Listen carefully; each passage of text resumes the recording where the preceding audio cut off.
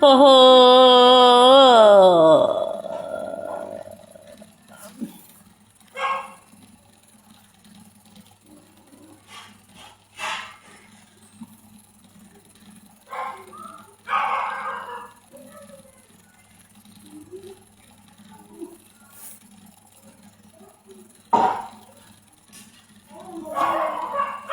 Ambil keluar kem sekarang. Kem ai? Kem pan apa teh trong pan punya.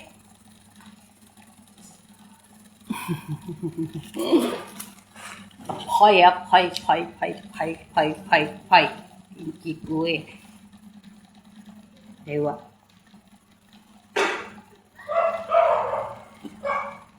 Thẹt bao nhiêu một kiện bao nhiêu đấy. Cái phai đi bữa đền phai rồi dưa rồi một phô tôm rồi đây thế à vậy kem chảo bên gì phai chi bữa đền gì thẹt bao bây hiểm nhìn hồ châu trắng ơi một con hạt té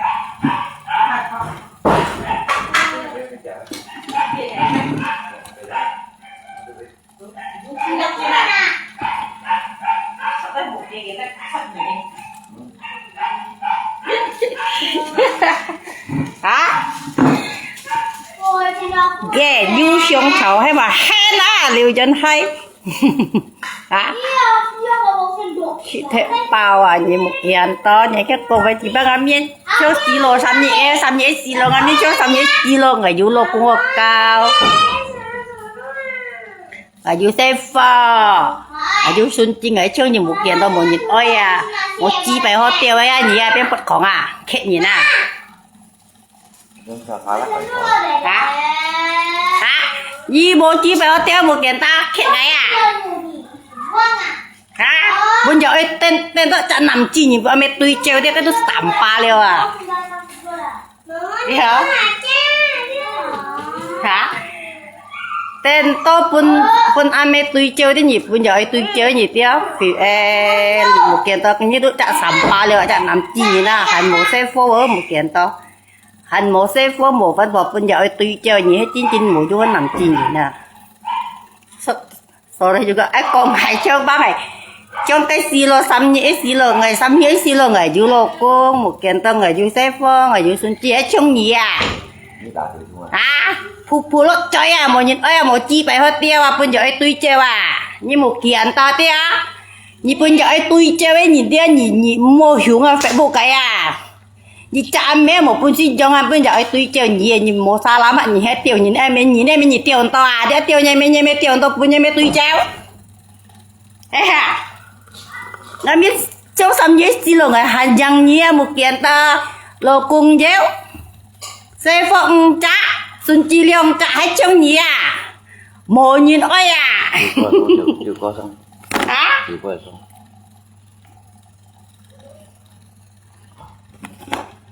lại chín như một kiện thôi đấy như bây giờ theo ấy nhìn thấy chả lấy chi nhìn thấy bây giờ theo ấy đấy cái du sắm pa liêu một nhìn ôi nhìn được sắm pa mẹ mình nhìn này cái tôi sắm pa nó xong chưa có sắm pa nha một kiện ta nhìn một con này nè một hiểm nhìn như cháu kén mùa đấy nhìn một hiểm nhìn một cháu kén mùa một kiện ta nhìn bác này cháu xí lô sắm nhé xí lô miếng ngày hàng du xe phó ngày du xuân chi ngày du lô cung hay trông nhỉ chứ mày nhớ xong chưa có tập trông nhỉ bộ phân phó hả du một phân phó du một chi bài hoa tiêu phụ tiêu như này mẹ nhỉ tiêu như này mình nhỉ chút tiêu tôi như này mẹ nhỉ chút tiêu nhà mẹ tiêu liêu nhà mẹ nhỉ chút nhà mẹ tui chơi tiêu tôi nhà mẹ đấy nhà mẹ tui nhỉ chơi cô nhìn ấy cháu keng tiên chi cô bố nhìn mẹ nhỉ như cả tao bá thằng xe như tao ngáy nhện trên chi nhớ tiêu ngay mình đánh nhìn phố tiêu đó liền như hẳn tiêu to liền ngày thấy có những phương tiêu nhớ trần lời bà 你莫老给帮着来，转到空天空还按按出的，啊，给他们阿哥包你啊，哎来上课就讲你打把打掉死你啊！呀，南京日本就爱对这人家该出冇用的人家比上班就过手啊，不见得你啊，你看好啊，你啊的，你不然就爱对这的，你去上班了啊，人机构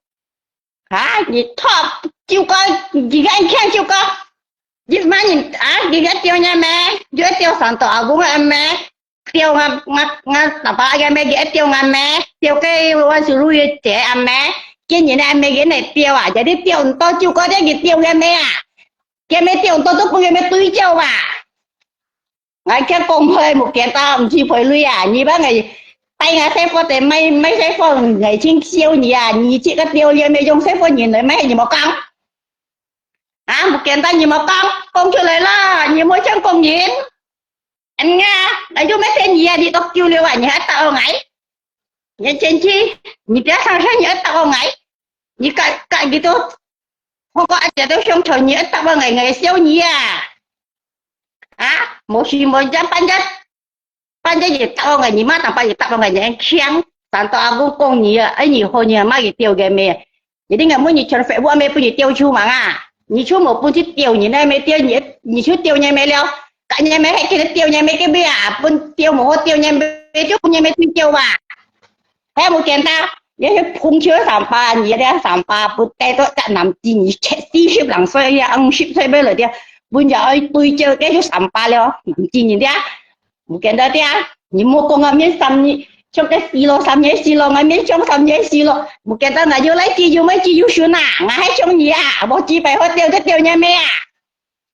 à một cái ta nhận tiền chi con bay ăn à liên cái tập nhỉ nè nói trước con phải bộ con ăn to nhỉ liêu con nhỉ tiêu như này mẹ một trận như này mẹ nhỉ tiêu to gắt hắn nhỉ cho nó kun thiên nhìn cầm cái gì chim ngay cái ngày trước cái gì tiêu ngay mấy bà hay à nhìn một con tiêu cái nhìn kiến phải bữa nhìn em mấy nhìn một con tiêu gì chút tiêu nhà mấy nhìn chút tiêu nhà mấy một kiện đó tiêu nhà mấy à nhìn ba ngày mấy nhìn ba ngày gái nhìn ba ngày tay xe phô ba ngày mấy xe phô nhìn chút nhìn cam con nhìn mấy xe phô nhìn tiêu nhà mấy dùng cho xe phô nhìn cam con mấy à ngày hàng khang công với một kiện đó ngày chính khang công với anh thì phải lui à ha nhìn kiến nhìn tôi công đâu à hả nhìn một chi phải hốt tiêu nhìn nè hả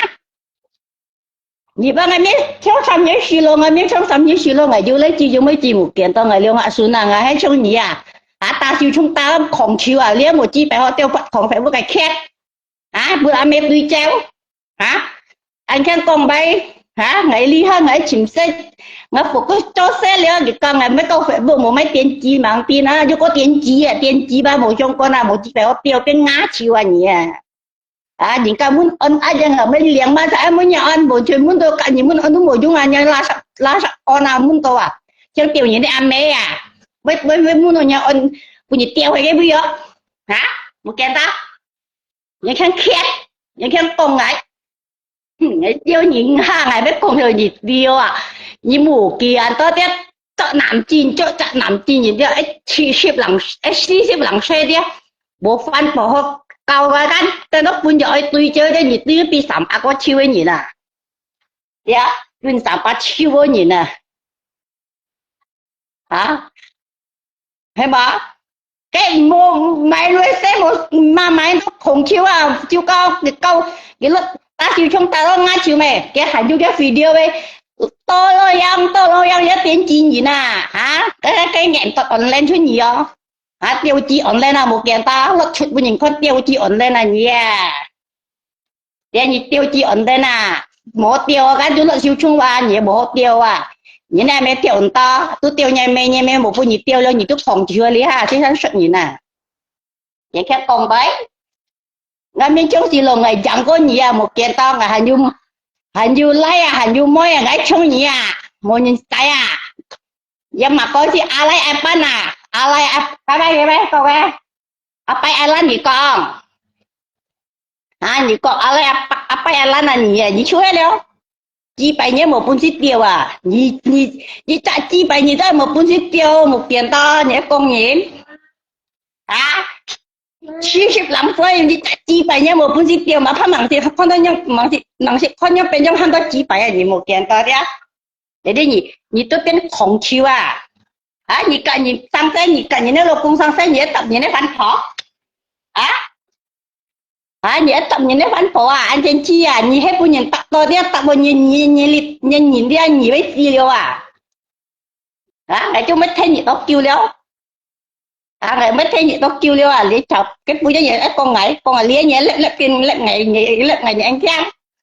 nhìn ba ngày miên trong xí lô miên xăm nhị xí lô ngày miên xăm nhị xí lô ngày dằng gì một kiện to ngày du lại du môi à ngày chung nhỉ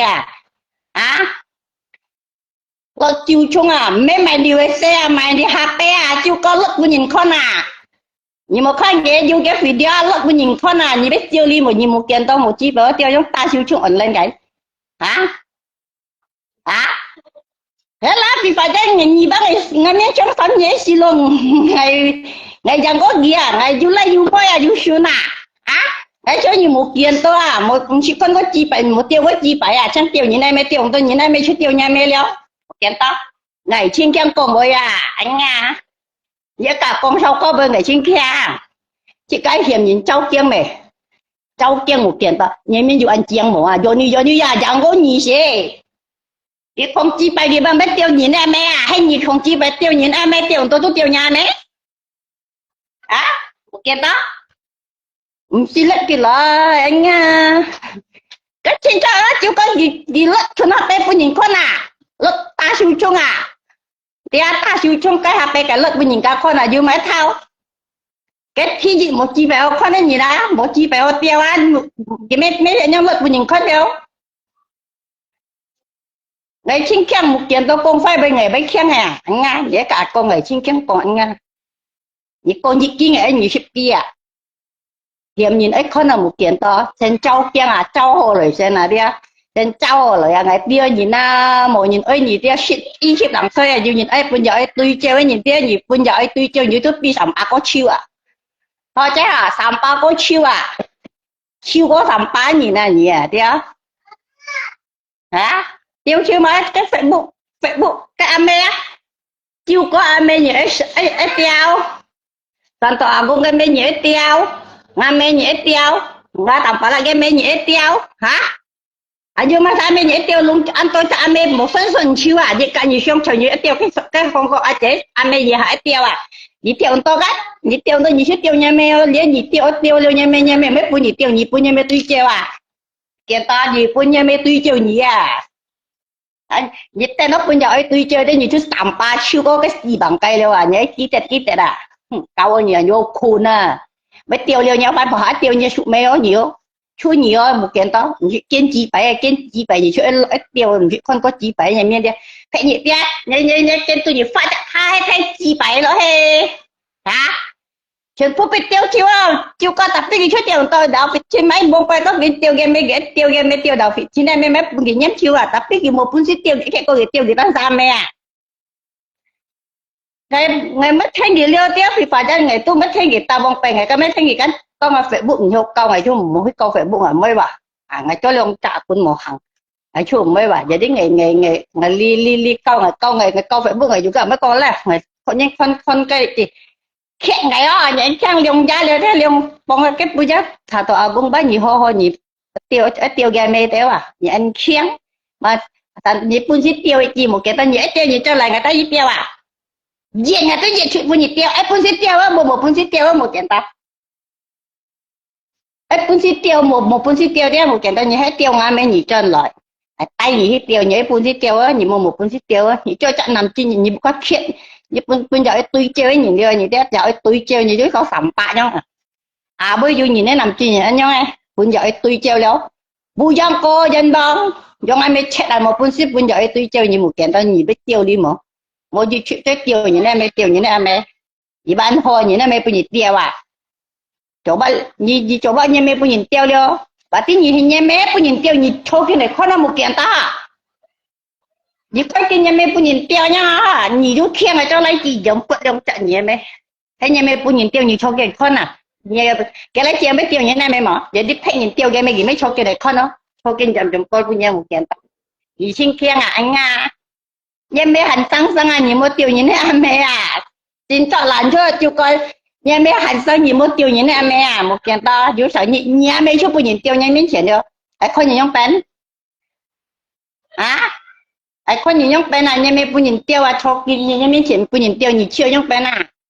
nhìn bây thuốc màu à thấy nhìn bây thuốc nhìn tôi thấy suy tiêu nhìn tôi lấy tôi kiến bún hết rồi nhìn các con ngài tạo ngài chứ tạo ngài xe phô ba ngày mai xe phô giờ đi liếng ngày một kiện tao ngày cô nhìn tiêu nha mẹ dụng trả xe phô nhìn mấy à phải mấy heo con một kiện tao anh tiên chi ngày xin kém con với à nhìn cô nhìn ký phải bên ngày mấy con anh nhiều ship kia à vậy nha chỉ không ai thấy gì bỏ từ tới giờ tao ký ngày ngày tiếp theo ngày du con ngày mấy một con nhẹ ngày con nhẹ anh nga nhẹ không chi phải bao không anh nhau một kiện tao anh mai anh tao nhìn cô nghe cái số gì nhìn cô nhìn mà mày tiêu à hả chơi tiêu nhìn này mày chơi tiêu nhìn này mày gì to sao mày不nhìn tiêu đi đâu thế à gì to sao mày不nhìn tiêu đi đâu à nhìn tiêu đi what tiêu nhìn này mày tiêu tao nhìn chơi tiêu nhà mày ai cam con nhìn một kiện tao đi à vì phải đánh ghé con ngày chi phải hình cái chi phải hình ngày một cũng đi tiêu vô à hả nhớ tiêu nhìn này chi phải hả gì bác ngày chi phải hình ngày một cũng đi tiêu vô bà ngày vô cũng à hả nhận thơm ngày chi phải hình nhận thơm ê à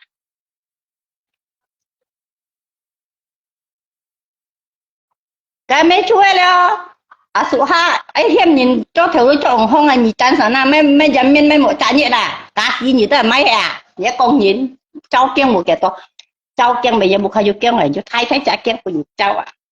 nhị con nhị đấy sang sẽ全部都nhị trôi à thì nhị bé con nhìn cái máy chú nhị ta phải cho chút rồi à nhị cha dân nhìn nó dùng nhìn nó miệng lời co vậy khen hả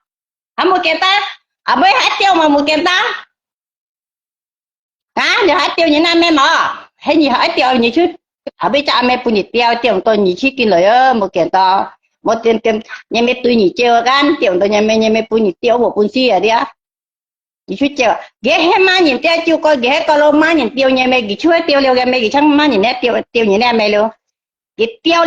liêu mẹ cái chút kiếm chút má nhìn tiêu như nè mẹ liêu à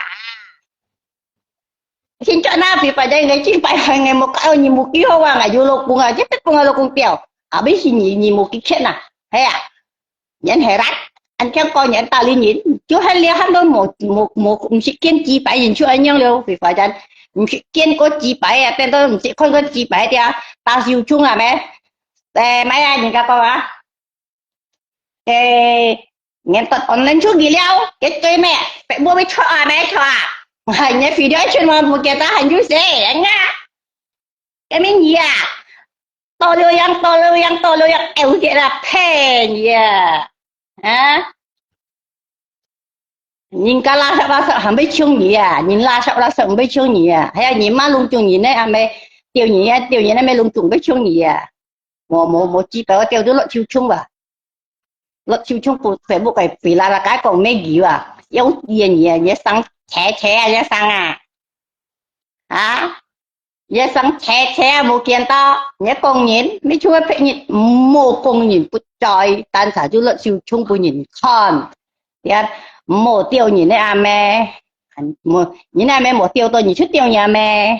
thì á dù là chú có chút một lên bằng ở lên chút một kiện tôi chắc nhiều đâu một kiện tôi bằng ở lên ba lợn chiêu chung ba thì tôi kia lại cái video à mẹ khi chẳng lại chọn theo tân khu à chín sang à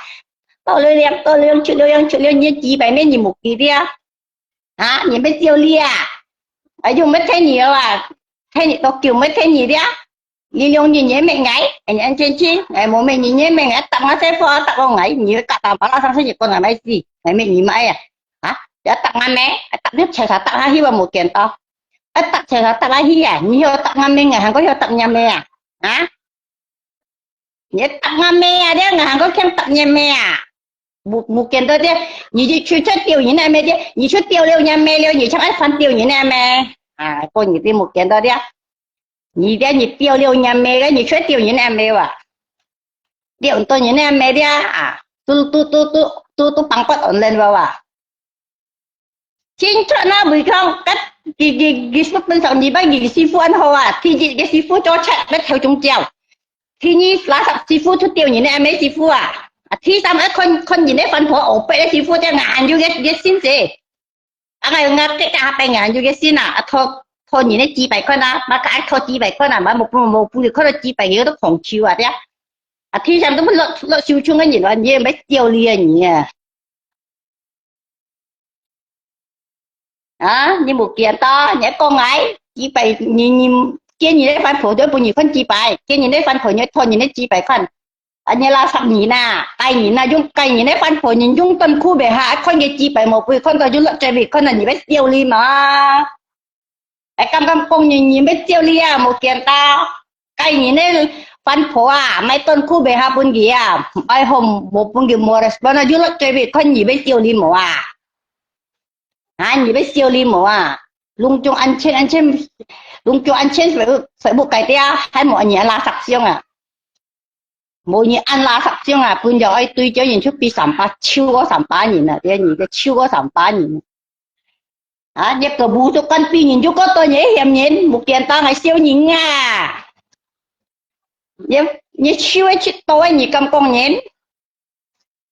mấy tuần khu bề hạ bún nhìn chú dù ra sáng bà muốn cái mấy chỉ bây nhiêu bên mở miệng là phân phối nhìn không hả chú dù ra sáng à à kiếm liêu nhá tuần khu bề hành kia liêu phân phối nhìn mà nhìn tiền chi ấy đấy mới để sao nhìn chú trái về con à hả lợt nhìn cái phải lợt cũng phải thật con nào một kiện ta nhìn biết chiều li mà hả nhìn biết chiều li nhá phi đó chạy đi bà chẳng hạn chú con à hả một kiện ta những cái công nhân ngài có khen công à đi ngài có khen công à chút nhiều bằng quật online chút nhiều một kiện to tay theo ấy leo đi chút nhiều đâu một kiện đó đi một nhiều đâu chút nhiều à nhà là sắp nhiều nè thì bây giờ sư phụ ăn phò tập nhiều đấy sư phụ tập nhiều đấy ăn phò những khen tập nhiều đấy ăn phò bắt tập nhiều đấy em bé nhiều mấy cái tập nhiều đấy sẽ phải chút nhiều à một văn phò à nhiều công ấy sắm nhị cho cái silo sắm nhị siêu sắm nhị silo ngà miên với sắm nhị silo một kiện tao ngày dặn nhị à tại you say for you like you mới you sửa ngày trong nhị à một kiện đó không chỉ phải không chịu khó ngã chịu phải một cái bây giờ tôi chơi như thế như bây giờ mẹ tôi chơi thế như thế tiêu à you like you cái này lagi à số ha gì một cái này gì bê phải bố ổn nó là chơi bên nhìn không hè hả anh khen con nhìn cho xe đây con à ngày xưa mấy thế gì tôi xả liao mấy tiền chi phải buộc cái ngày cho xe ngày ấy cái dân trong là chỉ ta chân to lười cho thằng cho chi phải à nha vì mang tin gì phun nhà vậy tôi chơi với nhỉ nè tiền to nhỉ chẳng cắm chốt nhỉ phun nhà vậy tôi chơi nhỉ không cắm chốt phải buộc cái ba à liều nhà mẹ tôi nhỉ chơi hay mà buộc tiền tôi nhớ con phải bơi cả ngày buộc tiền tôi ngày chính khen à sợ sợ đã ba Nara Henry chỉ có một mẹ ghê một kiện to không biết sang bộ hết tiêu như nè mẹ ba ngày mai có xe phone ngày chung muốn gì vào nhìn một con ở mấy xe phone à nhị tiêu liêu nhà mẹ dùng cho xe phone nhìn một con thế này mấy ngàn có khen con bơi một phải lưới một kiện to một phải là nhị hết chính kiện ăn biết tiêu như mình nhị trơn rồi chắc pha mình ở tôi tay nhị tiêu sen tay nhị cái tiêu mà mình ở tôi sen tay nhị nhị phun xít tiêu nhị một phun xít tiêu một kiện to nhị nga hả một cùng nhìn nè à anh khen con vậy cô cái chú cô phân phân phối cho với chú cô với phân phối cho vì rằng có nhiều một phân phối à không chỉ phải à hả vì rằng có nhiều à nhiều một chỉ phải nhiều chưa nhóm khó phải buộc cái khó tập gì nên phân phối tập gì nên sẽ phơi nhà anh khen hả vì biết con phải phút lên à một người con có tao phải viện thì bông mà cái này gì chứ đã senang cái punya thôi thọ pet con à một punya con kan ituของไงบ่าอะไรเงี้ยก็ไงปุ่นนึงmột punya con à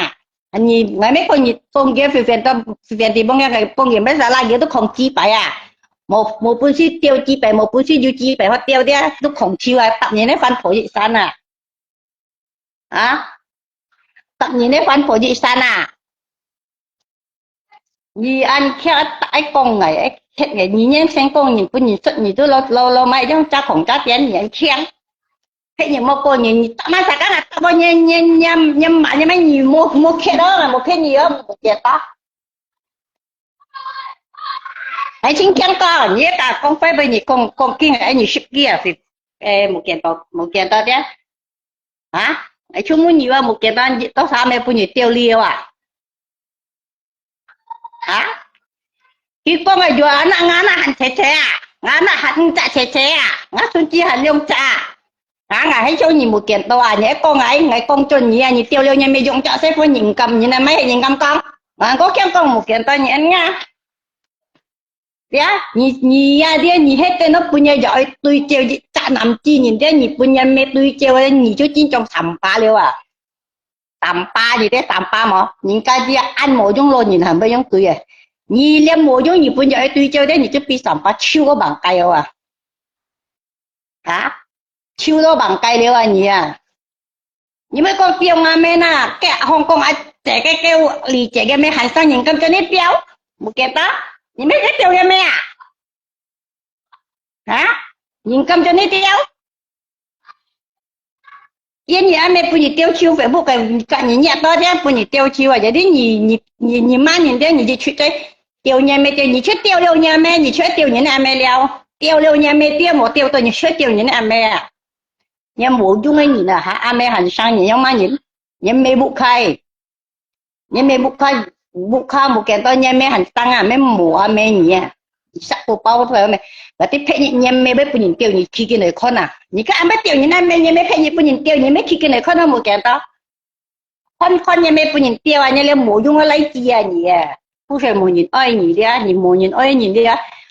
某人爱你那空气白啊，别不给了，再不人看你别叫你嘛，你没甚至别了，再不人看你别叫你嘛，冇见到，现在小人眼咁出啊，你对你出上八了，了再一啲了再人冇了再啊出了，哎，咩样啊？出了样，到了，别叫你某人冇见到啊。nga lô cu nga tạm phải là tiêm công phu những cái công chơi một bộ đi nhai chè à bên khu về hai mấy phu những này fan phở gen những mấy kem những thứ đặt tỷ mà hả đi ai chân những lợn chơi bị khan những khang lợn phu nhé lợn chơi nói à phải bộ ở đây tăng quan những biết chơi đi mà thu đây nhé hết chết phu nhìn thắng à những biết chơi đi những ấy chơi những chết phu nhìn thắng hay ngày chơi gì mẹ liên là mấy nàng chết mình nhẹ tâm hiểm nhến dấu kia nhà một kiện to cái mà nó vùng lên ngày như thế này chị khánh nhu cầu phải bộ mỏ tôi ăn kêu à vùng lên như thế này chị câu có phải bộ mỏ liều à phải bộ mình cho ngả cún một cho nó đẹp ngả bé phai ngả cún kiểm cho ngày tôi chị câu phải bộ liều ngày mới câu liều à à lẽ ngày cho liều chẳng ngày cho trả đúng kiểm cho nào chị các bố mẹ nhìn nào tặng chị cái quá như chị bảy miếng nó như chị bảy miếng nằm chị nhìn nó như bây giờ tôi chơi như nó tạm ba liều à nha Chẳng to nhìn nha. Một chẳng to cho ngay to như thế à. Không xin phép à có tiền một thôi chi chú nhiều Trông như thế à, một chẳng to. lâu như à Những tí xỉu tí văn tí xỉu thế. Như nhận văn tí hủy nhận to đấy à. Nhìn cái lòng mày thâu to đấy. Khẩu cái lưới khẩu không loay đấy à. Như vậy một mạnh xỉu này. Đó. Cái đi hàng cũng cái bơi phạm. Như miếng sang trong si phù nhưng giả phải ở mày sát luôn nhưng mà tiểu nha mấy nhá là cái tổ đâu quan chi lùi đi mi cả những cái chỉ các cái bề cả nhắm mà nhà sao các người đi tapi như một dạng to đấy phải lắp ra mà tiểu nha mấy quần nhá kìa à đầu đi cho cả những nhá họ làm gì họ như lòng xong một chiếc hồng rồi có nhiều em đó trông như một dạng tối ra ai tặng bảo là có xem như thế như trộm bị thế chính điều như cái định mẹ là xèo đấy một số với một bà đi đâu để chân học được cũng tặng bảo lại không hả chứ không ai tặng bảo là còn có như trộm bị hả một số với như đó sao chỉ tán xanh thì lại đâu không và như đó này để dân chỉ tán xanh thì lại cái gì vật cả tè chỉ còn như ha xèo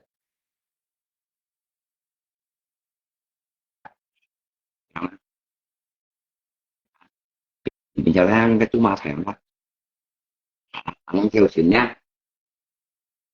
hả dạ còn muốn dùng mai những phân thôi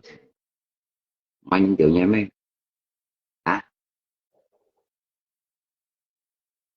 nói xin na chọn như vậy còn như một kiện to gì xí đấy như tông mặt hải si của những nhưng mà hạ tiểu nha mấy một trong con nào mà kẻ bạn lên chọn để đi như về kiểu về xíu đi à mà đâu có pet coi bé coi à tôi anh nhẫn người như ngay tiểu em không như còn cũng tôi đi boy tôi nó chỉ nhìn như về còn tôi đi boy à cho bà là cái hồ tống chi của những dạ chính chi của tôi mà thầy như vậy còn thực lý boy à như miền trường bây giờ bà là cái hồ tống chi của những này nó tôi anh ngắn như ngay tiểu mà tiểu nha nên bà trông như chỗ tại ai vì những nha với chiếu đi mà đi cái trong đó là cái như chiều cốt bảo là có sống tí tính nha khi một mà đi đâu không còn cái ban để có lý như đó không nhiều các cả tầm bảo là cao con chửi ra nên phụ phạm một chú đủ cũng tầm bảo là kịch đến như xin một đẹp tiền chi bây giờ một thôi nhận lệnh chị phải men một thôi nhận lệnh chị phải men chị tông trước nhận lệnh ra ba ngày chi phải ngày một bữa tiêu lúc một kiện tao cái chung nhiều tiêu tôi chi phải cho những phản phải để tiêu vào một kiện tao cái chi phải hơn nó cũng biết tiêu một kiện tao cái chung nhiều một chi phải tiêu cái phải buông chết chết chi phải một con chi phải hay lắm này tiểu 10 phân thức là những tiểu như vậy như các em bảo chúng tôi dịch chọn này đó ngay như rồi tôi như các em bảo chúng tôi dịch chọn này đó một chi xong chầu thì phải dân tiêu cái cười là mà chứ mấy cái tặng những cái phản thổ tiêu một kiện to chứ thì phải dân nhá cái chứ con nó chi phải một kiện to chứ thì phải dân ra cái chứ tặng những cái phản thổ đâu cái bộ những cái phản thổ mãi tiêu phải dân cái chuyện nhắc đâu cái tặng những cái phản thổ cái còn chi phải để giờ như khách ghé thôi như nào phải khách nhà hành du xe đó là người tôi như khách cái này tên ăn chìm chân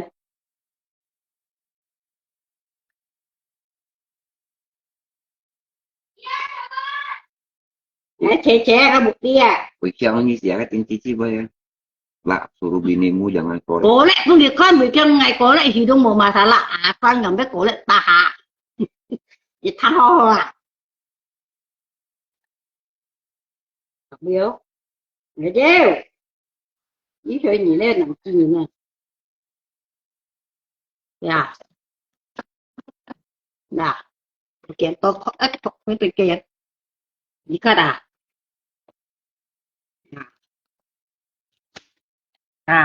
thôi thôi nhìn đây văn phòng con nào mẹ opet ý chí này đã cả xin hạt liêu nhìn đây không chi phải như có đấy con nhìn đây văn phòng chi phải nhìn chi viên chơi cô kiện ta ấy con nhìn đây văn phòng chi phải mỗi dung nhìn mẹ mai cái gì cả bằng phật online cho gì khi cho đây lên phải bút cái phía gì biết bằng phật online cho gì liêu bằng phật online cho gì liêu bây giờ nằm chi nhìn lọt chơi lọt đây phải bút cái thằng chiêu chuyện rồi đây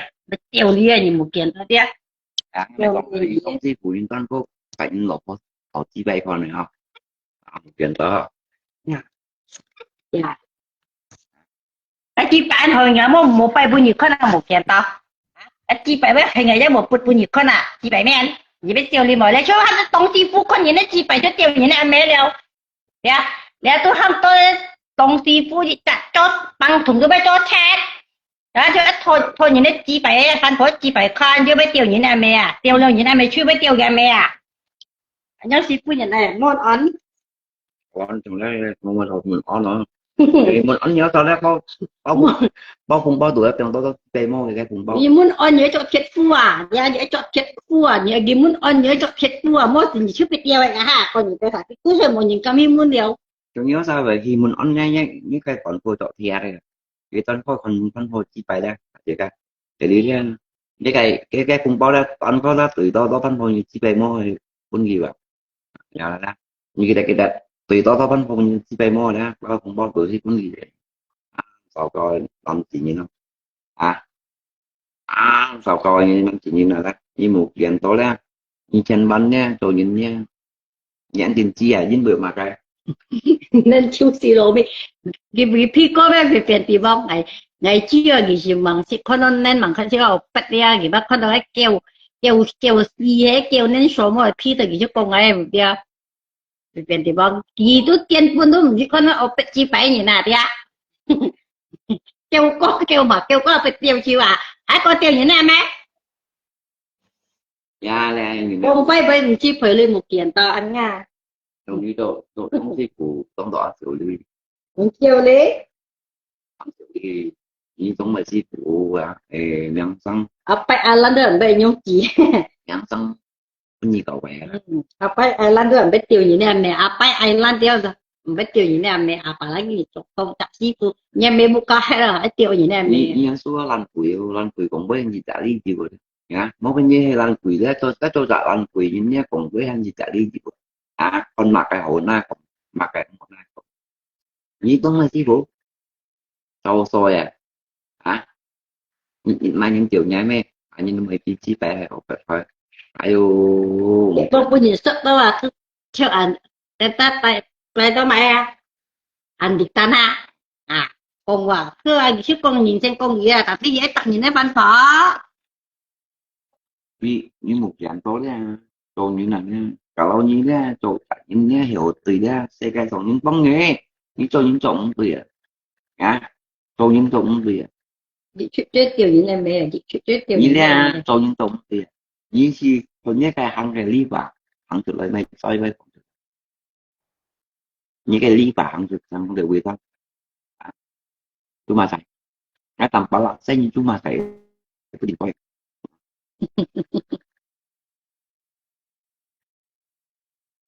mà như chiều như ý đi ngay mà cái một cái anh tông thì như một chỉ tấu lộ hóa như ý đi ngay chỉ con có chỉ phải vậy mẹ mới rồi đi như không như mày không tỏ ra đi không gì kiến khâu thì anh tôi nhìn yêu cô bún cho fan phổi dùng gì đó hành cầm nha nè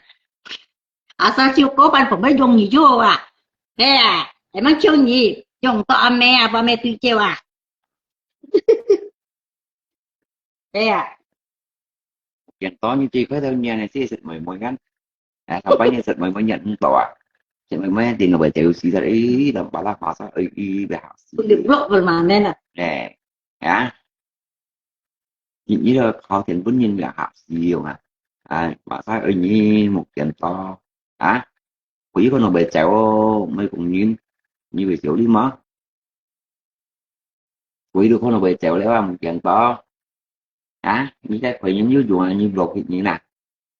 như chuyên nga như nè chuyện to đó như phải đó ra lột như này như cũng tầm bảo là phát tổ như chiều bị ra như chiều lia ngay khi còn như cho sư phụ cho đầu với thon rồi như cái phải phụ tụ cái mà những ta những cái mà nhữngสิ่งyang còn những đáng cũng là tầm bảo là những post nhiều như chiều lia ra nhưng mau alasan mel saya lagi sibuk mengecat dulu orang mau sembayang dah ipai saja cũng như batat như chúng gọi là chúng chỉ cái còn bỏ cái lù ha kawan nó na tin như sợ gì thế sợ mất gì cái gì như thằng cái tông sư phụ sợ gì đây mẹ tiêu nhà mình gì có gì chụp chết với chưa ngồi sợ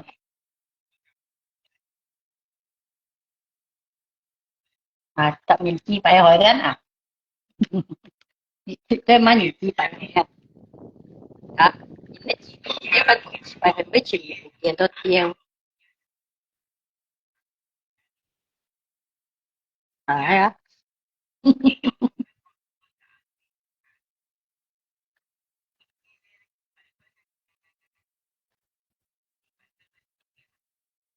nya tanpa lah komentar nih Pugianto nih nggak tahu malu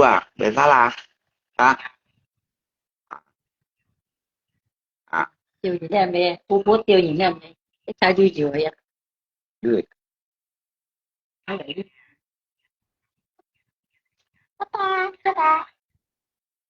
đây không biết phân kêu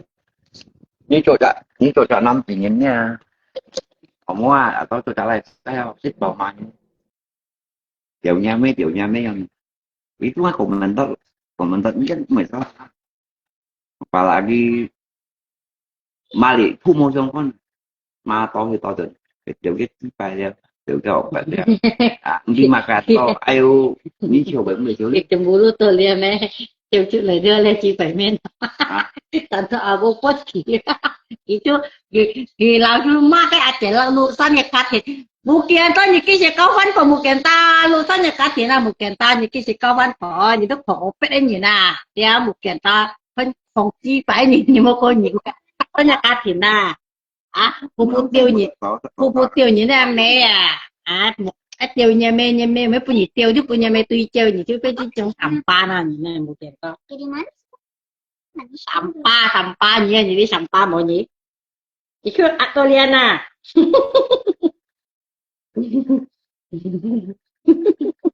vậy với Atina yeah nhưng mà quan chỉ lùi pun pa bong san phiền memang cái pa bong san như mệnh gì là lý hà như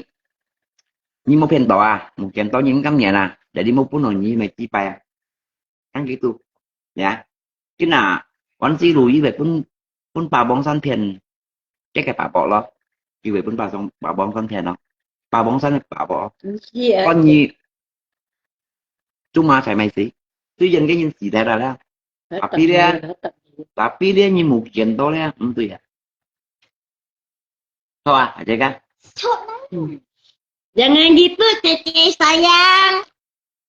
maafkan Ngailiau ada perlu tuh Cece sayang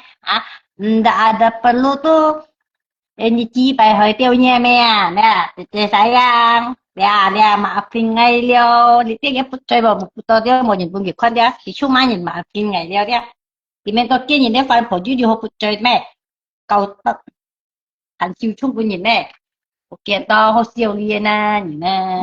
maafkan jangan gitu cece sayang maafin Ngailiau yang mau dosa kilo pedal ayo dia punya bekan lah cem mai gì mà yang penting là là lấy eo gì mà nhìn thấy siêu liền là một kiện to nghe nói như nào gạo ca mà à tay với nhà nè nhà trên thủ nhà xong thì có chú bác cái lui mới gì mà chị mới gì sao chị mà gì mà ta trên thủ nhà chú bác cái mà chip bài mày băng su không mà băng chú bác cái em treo cái con gì cứ xài em buồn anh đi treo hay eo như một kiện to này con là gì cháu chân gì mới mày cháu chân gì ta là cháu chân một kiện to ta là cháu chân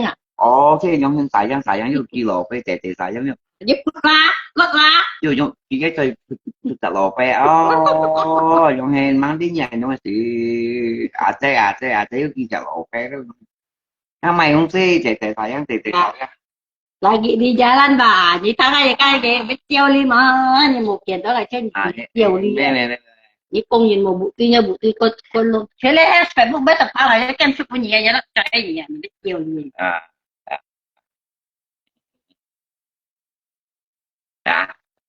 chị sayang teo eo gue lagi di jalan lah là maafin Ngailiau một kiện to xà cháy các thấy nhớ xà cháy đều chính chị sayang yếu lộ pe chính như thế mà mình sẽ cách đó là tàu chuyện mà na do ayo kilo pe đấy rồi cái chỉ còn nó sẽ nhớ ra xà cháy đấy nhớ xà cháy chính nha chú nhau này gặp bắt gì đấy bao nhiêu chị sayang là bẹo kia đi thầy ơi vui một cái có không tí bay cái đèo hoa luôn là phải vậy ra không tới chỉ có mèo luôn cho nó một kiện thôi chỉ có cái mèo hoa luôn nha như cái có cái mèo hoa luôn là ai bị ma ai lọt ai có lọt cũng nghề chỉ có nhiều dần mà danh bọn chi này chị phải không cũng đúng phải không đồng pe ra nghe người ta thì phải những đồng pe ra Chị một cô nội được không mà à một kiện to à ha từ tay em à gì à ini còn ai còn ghê ada kan mau đi juga mà đâu anh thiếu gì mà đâu nhập phải món như những ai tiểu chắc chắn nhận nó liền cả những cái ngành như một bà tiểu trung đại kia lùng cấp tao mà tọ gì ra một kiện đó tao mà tọ kia làm không còn có xe ăn nhận na không gì mẹ là tiểu tiểu chúng giống tụi mèo cái tiêu cái lừa tiêu cái méo à tiểu chúng giống sủa à tao nó bà gì mẹ lại cái cho số bé phải tiêu chiều chứ à chú mà thầy nhìn phút nữa thì chú km một kiện to với chú km con nhìn mấy tia con nhìn phi mẹ một kiện to à cái một gì à nhìn chú muốn nên hộp phi một bẹt hộp bèo mấy chỗ như văn phòng rồi ma léo chị phải men còn chị phải men nhá khẩu vật một kiện to tiên nhớ cả con sao có với đây nhỉ em mang ngày kia chứ em nhỉ ship kia tôi chưa ngày một thành sơ này con với như chị phải men nhỉ đi á à người ta kia đó à rồi nên punya itu lah mungkin ta pula meme akan mah mungkin ta me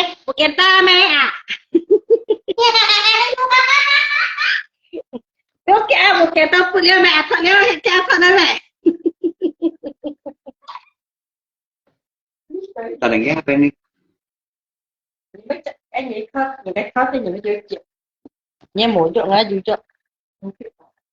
tôi thấy nói rồi một tính trột giang ngay tôi nói tầm bả cùng như thế còn những cái lộn nọ cậu những cái lộn nọ như con ấy xịt còn ấy lộn bánh nhìn mà những cái chỉ đó mà anh đi bóng chết chứ mấy cái ai mới phải nhìn má nhìn thế mà anh đi bóng chết mới phải nhìn cái má gì thế má má đi bóng chết gì vậy anh đi một cái tôi nhìn mấy thiên gì đấy nhỉ nhỉ tí xíu tôi nhìn một chết mấy tên mấy chết nhìn cái má nhìn một cái tôi nhìn mấy tiêu li à hả gì bây giờ anh lạc cô mẹ cái nhìn cái phải là đôi nhìn mấy tiêu chuyện cái nổ như tao thành nổ ghét lúc đó kiểu này nhưng mà ý đó sao thêm nổ ghét lúc đó dù chứ là cái khối dạng lúc kia không gì á mà có long trình đưa một kiện to thì là khối dạng lúc kia mày đều không nhìn à nhưng mà cũng không ghét bằng nghề của không tranh vô hà địa em nói nè trong cái nào còn bao nhiêu về khối dạng lúc kia như bị như một kiện to rất trâu đặc là tuổi em đây còn những này cũng không đi tới xa anh nhân group xa thật vô hà địa mình nhìn chứ bỏ xài vùng bao vùng người ta một á xong rồi nè nhưng mà liệu ông hiện một trận to ayo rằng cái con nói như cái con tao không chịu đi bạn ca chuyện như thế cái bạn ca chuyện trong ấy làm bá là trong như một trận to cái kiểu an toàn chịu đi nhưng một nay bạn kéo đấy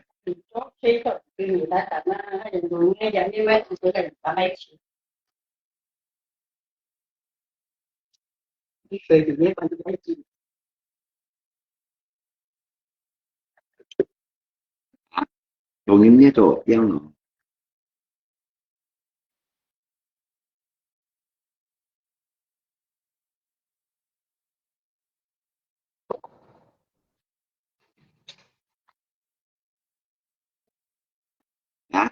tôi những chỗ chứ là một trận to cho mấy chỗ như thế ăn nhà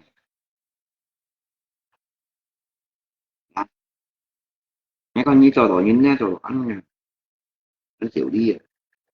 à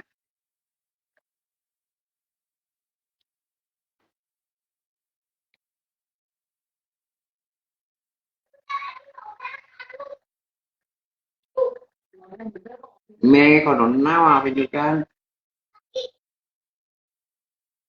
còn nó nào nó chỉ như là tiền ngay cũng sau khi mày ai chỉ cái thứ sao lại có con tung siêu để năm mà cái thứ sao học tôi ăn bán đồ nạp tôi rồi bán đồ nạp tôi rồi nhắc cái đó sao lùng cái cả má có nào nhá kim mày lùng nhớ lý là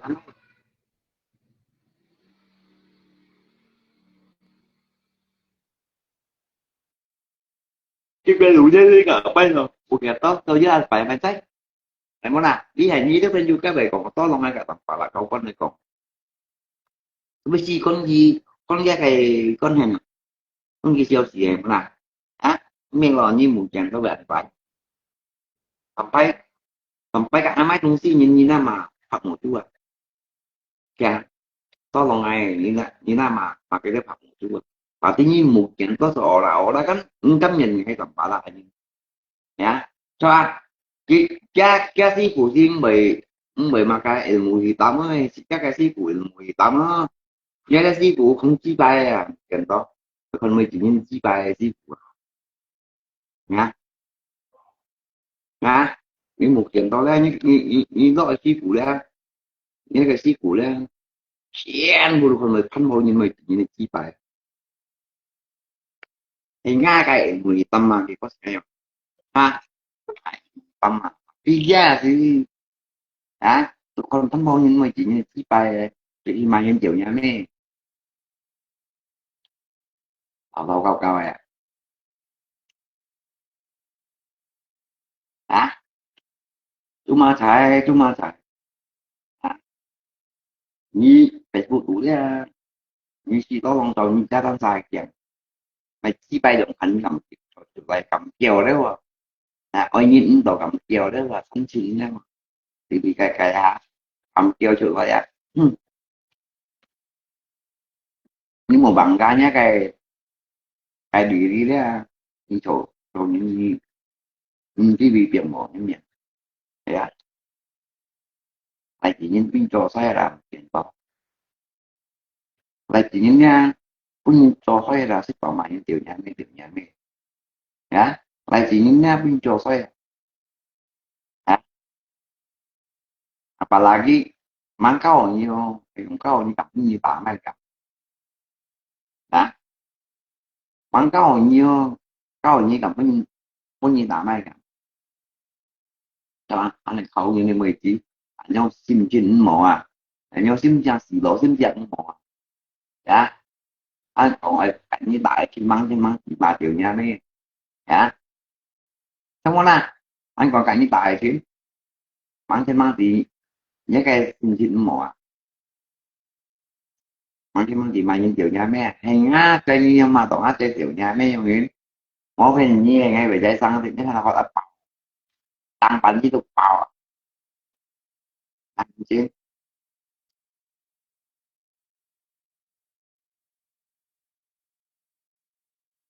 thành ra trên nhưng mà bọn nó chơi kiểu nhà mấy em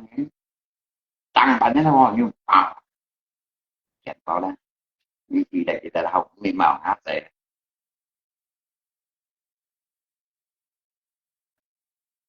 dạng hai chuyên chuyên gia tăng hết bảo bảo vì tăng bánh nó thôi như là tăng như bảo như thằng nhìn chứ nữa anh nhìn đó hay là như anh chịu là như già phụ nhiên trò mặt phụ nhiên trò mặt như anh chứ nè nhưng cầm cô lấy sáng kiểu giống được như cô lấy sáng kiểu giống được đấy nhét ho bằng những cả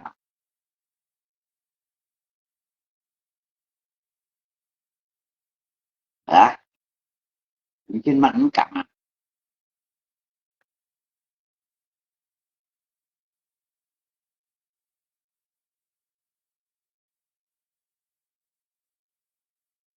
dan anh chịu gì leo kawan anh juga tadi anh chịu dia một trận to dan giá anh chịu thì nhìn nhau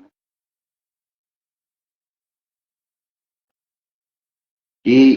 hay phải tùy tùy điều mà sao như mà tiểu nhà mình hay phải tùy tùy ở tùy điều này thành giá anh chịu như nào đó mày em biết cái cách chịu đó cho cô thì cũng là nhờ cho cô thì cũng phải bắt này thành anh chịu như nào đó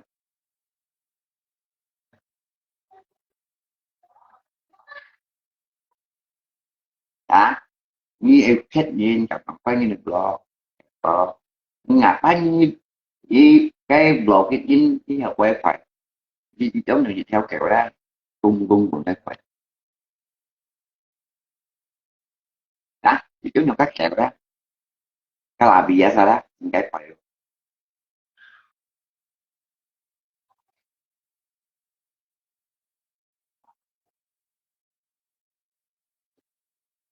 à chỉ một cậu ấy còn có chúng mà thầy học ấy xí về cái môi chi về cái short gì đó cô gấp dẫn thứ ba các bạn hiểu cái tôi nói thêm tôi nặng hiểu nhưng môi chi ta tắt chú thao tụi anh nha tính cách chẳng coi hiểu thì phải tôi là nhất tôi nói cái tấm thao em hả em cái trâu theo dâu cái tấm thao trên cái siêu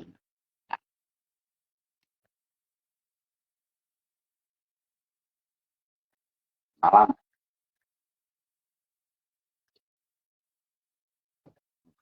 một kỳ trong ai tôi như thế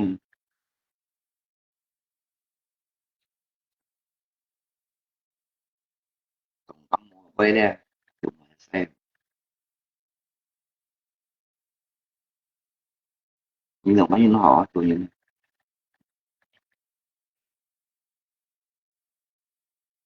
tọa cũng bà những cái người sao là trong tọa cũng bà kiếm người sao chứ bật trận ra cái chứ bệ đi như sao tại chính cái bật trận ra đó nhưng mà thành tọa cũng nói cha một mà cái mẹ nhưng mà thành tọa cũng chu kẹo kim chiều chi bay miền hả sao itu mau masalah thành tọa cũng cái mẹ mau cầu như cái mặt mau cầu như kha hả atau gì thật đeo đi biết mình như mặt cái này chỗ cái mẹ mà không tiền nó tanpa là komentarnya ở chính vì tội nhi memang tanpa kok như chỉ là thả với vô hiếu người memang tanpa kok nhưng người tanpa là không thôi nhưng mình ngày đã không thôi là như mình mà lúc này tệ dân này phạm một vừa được cũng tập lúc này tệ dân á tu to lòng tập bà hay ban nhân phụ học mẹ to lòng tập bà trên tu tập hay coi như một dạng to tăng là những lo ngay mấy khi nói tặng không cái thứ như khi chẳng món nào cho tặng như nào kiên chẳng cách hả kiên chẳng lộc thế như một dạng to khi chẳng là nhãn phổ những gì đều là mà là văn chi rủi mà chủ đạo nhau vậy nhá tiền to là thế như khi đầu ăn chẳng là nhìn ăn tùy nhìn nha nhìn nha những gì đều mà chủ đạo nhau vậy apalagi kawan chi rủi cho em mặc cái khẩu mặc cái mô thì nhịp kia nè cái tôi xin mình sang lại trắng nhật bản thì mô thì nhịp kia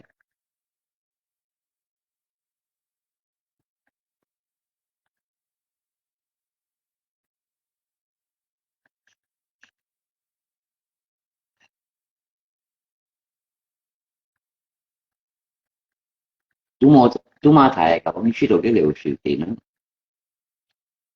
suy được cái liệu sự tiền nó cái ảo cái phố cái gì đó tổng hợp những suất toán á thì nó cái gì ra cái cô vua là đó em này nó các sĩ bị thì những nó chúng nó cái gì để nó chắc cái liệu sự gặp thì để nhân dân chiều này có ra cái bệnh chúng mà phải cái chế độ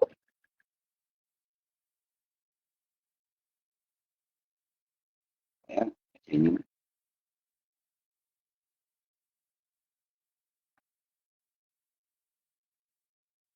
liệu sự để nó chính liệu sự thì nhưng đẹp ta chúng tôi lại không có anh bỏ nhưng cái này ghi nhau xong bỏ một tiền cái liệu sự thì cái liệu sự tiêu nó sẽ chẳng qua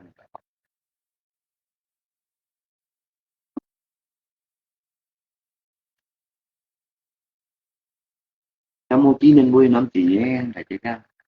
những kia là năm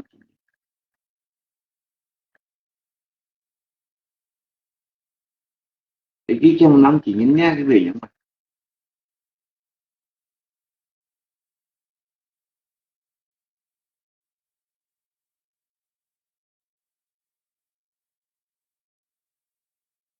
hiểu không nè rồi tao năm chỉ nhấn cái tí lo một tí tí lo mà bao nhiêu mà còn được bao nhiêu mà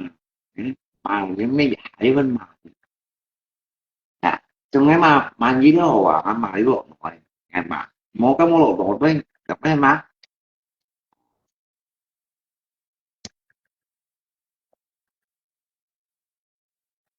thì cũng rất tùy nha cái này tùy cái gì tùy một số những cái chỗ sáng xe các ngày mua lần lại anh cầm lần lại chỗ sáng xe ngày đi ngày gặp những ra đọc văn hoàn toàn thì muốn là cái lòng văn hồ lần thấy tôi sự khi này thì bảo tôi sẽ cô chị mình sẽ không quen thì muốn là một cái ngày họ thọ chuột không quen một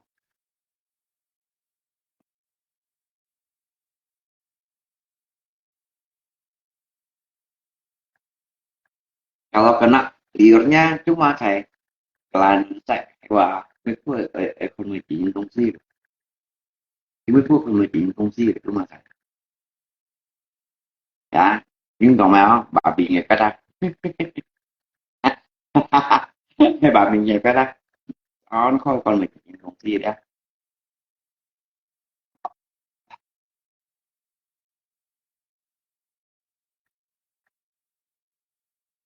như gặp mèo nó được to dạ một cái miền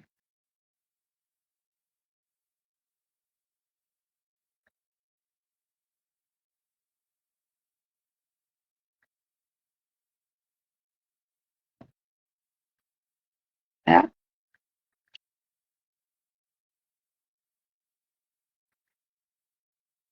như gặp mèo luôn đổ to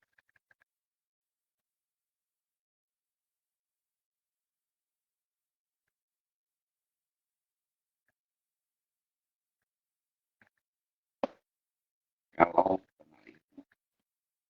như chưa tôi mà thầy nó là một nó ra tính chi nhã ngào kiện đó là cuốn chi kiện những cái là Việt Nam chút một gì xí là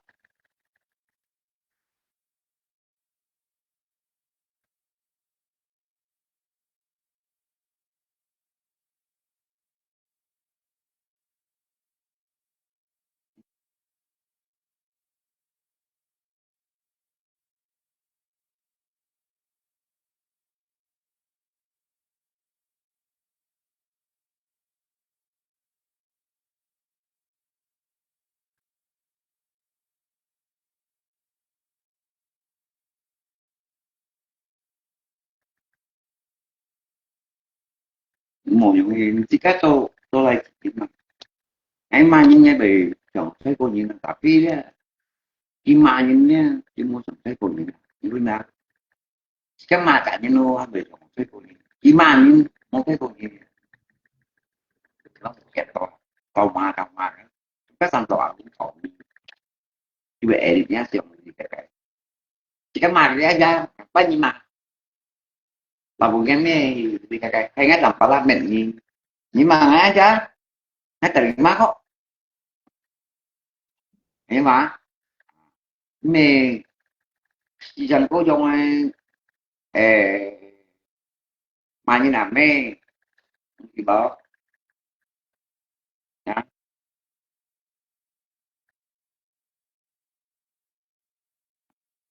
ngay ngay mấy cùng mà cái anh nào thì bị mà ngã đồ nào tôi đấy cả tầm bảo là có con còn cũng tầm bảo là trên khu vực chứ bộ tôi định mà lấy đâu không còn để thầy ban này á asal được cũng tầm bảo lại đấy trên khu vực itu membuat ngay dapat sau khi được cái gì cô liền ngay ceritanya panah kipasnya kasih kipasnya sih bunyi kipas mana kayak ilmu hitam gitu yang sama ya ilmu hitam nah ya vì cái ta cái lý như vậy đó vì cái mà được trước chỉ là chồng đi nếu nhìn mặt ta nghe kiện đó hả nhá thì ví dụ là những cái buổi đó sẽ theo những cái hả tôi nghĩ là một kiện đó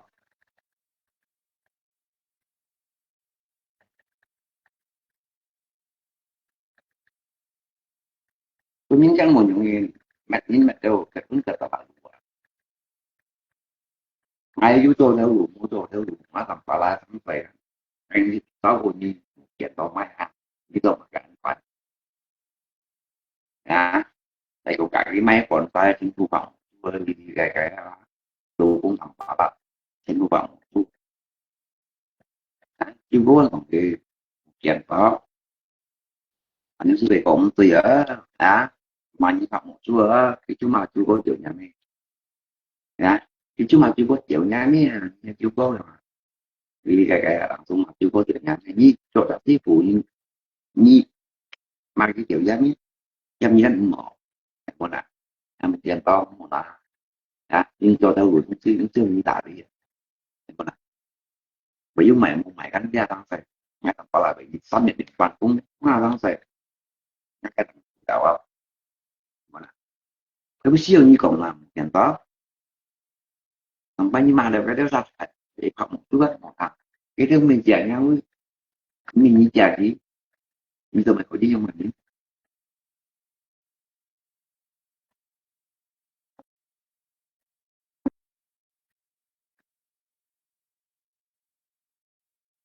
hoặc là cái này mà cái quan chi gửi thì mình đi trong nhé chơi của thì quân mình mà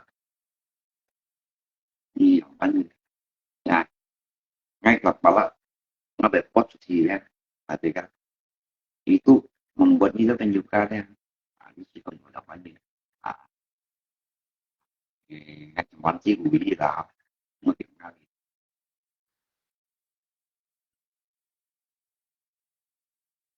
lo miệng mà em muốn đi yêu bạn đi chỉ có một còn đi mua mai cái chuyện cho bạn chúng ta một kia miệng rồi nghe sống sống cái biểu gì này mà đến chiều để cho sư phụ như nó 你再就分個意我哋能支持你話是有啲冇見落到你嚟樣，咁民間人啊啲人是講人是講嚟講埋幾百六百塊就讓你講埋幾百六百塊，你話是有啲，冇，嗰度幾落百啊冇，誒我幫你說，你話分個人版嚟嘅喎，咩人嚟有啲啲度話是有啲版咩人嚟嘅喎啲。quán tí lùi với kẹo như tự nhiên nhí như tự nhiên như bị xỉu đi mà cái như tự nhiên nó tới tôi ngằn ngằn thôi nè những bị xỉu đi như tự nhiên như tự nhiên như tự nhiên như chú ma thầy nhiên nếu mà khả năng là nhân còn phải như nè như còn nhiên ra ok làm hay gì nhìn bản thân mình nhưng còn phải như còn phải tầm bả lạ xin na chú kẹo như còn phải ngay xin nè nhưng mà cái tất học một chú xin là cả tầm bả lạ câu con còn là boss ngắt cái phụ mùi tâm xin nè như tôi nhìn nhau chú kẹo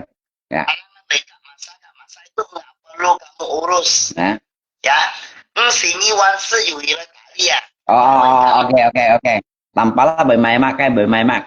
còn mày không tha theo phụ sự theo câu đó chắc không gì không gì như một gần to tả đi sama juga apa contohnya không gì như tả đi ok susah đi bởi cả masak bởi cả chặt chỉ to chặt cái nhị quan sử dụng như sĩ tả đi này nhìn mình masak kiểu nhà mấy nhị quan sử dụng ngay đọc bảo lại mày phun mày sao cả ngày mấy ra chị mẹ dùng như một dạng to luôn ra ai chèo nha mẹ một dạng to bạn tự nhiên của để nhớ mày như ban như phun xoay kiểu như cái dòng như nào ở như ban sáu con chi bay nhân thế nhau như như như ban ra khẩu sáu con chi bay nhân một kiện to ra như ban ra sáu con chi bay như nào đó như vật như này vật không vật vật như này chi bay à ban này有伢没吃完这就给你做给我伢们没 như trong những chi bay ship của ship bảo mà những tiểu nhảy mê chi à伢mới còn你听了啊两听了啊两 à ngày ngày mới con nhìn ship bao con nhìn là tin chi cô à như tí siêu đi mà à tin chi cô như con rồi ấy nhỉ à như cả rồi con tin chi cô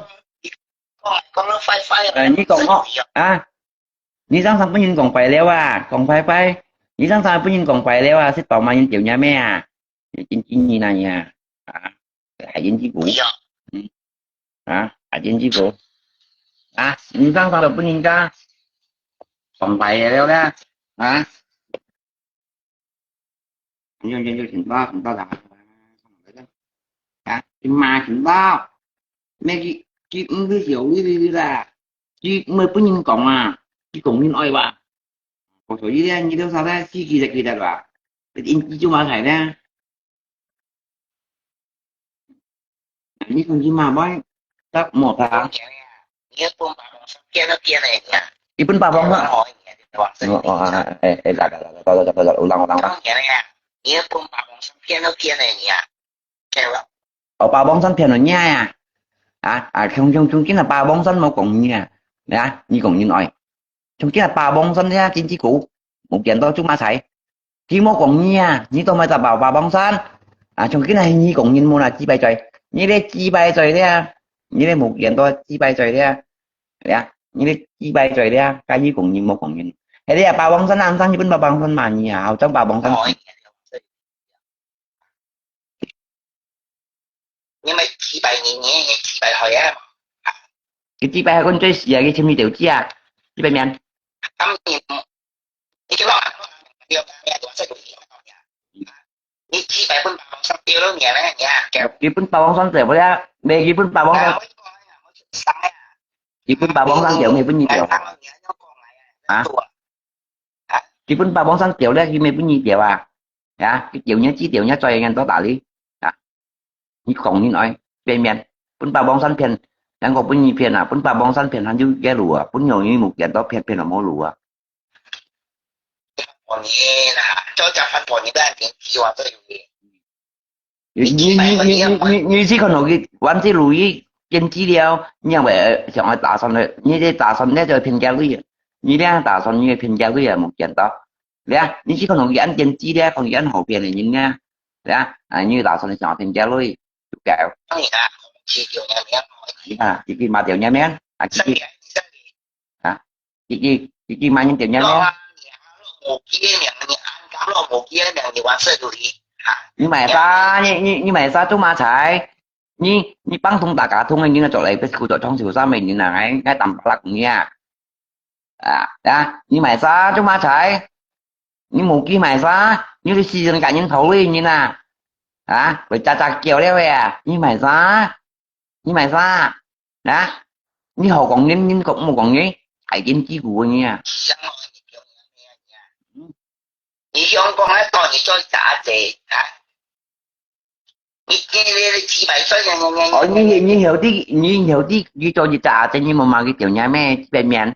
như bị như cô rồi hãy chị bên miền như tôi mà chị bên sư phụ nè như hết bộ như hiểu tông sư phụ nhưng mà những tiểu nhà mẹ ở bên mình tình như chị bên miền một kiện đó你几百岁都有变了你như cả kiểu mà luôn xa kiểu mà luôn chị bên sư rồi tình nhưng mà nhà mẹ chị bên bên kiểu tôi kiểu kamu siapa kau tuh bodoh babi gila babi kau bà bông pun bà bông san phiền nha cái bà bông pun bà bông san phiền nha bà chỉ cái bà bó ra cái bà bông pun bà bông san phiền nha bà đi bà bông san bó như một cái mẫu phiền đó mày chi bay như một cái phiền đó mà cái bài pun bà bông san phiền nha như một cái mẫu pun đầu của nà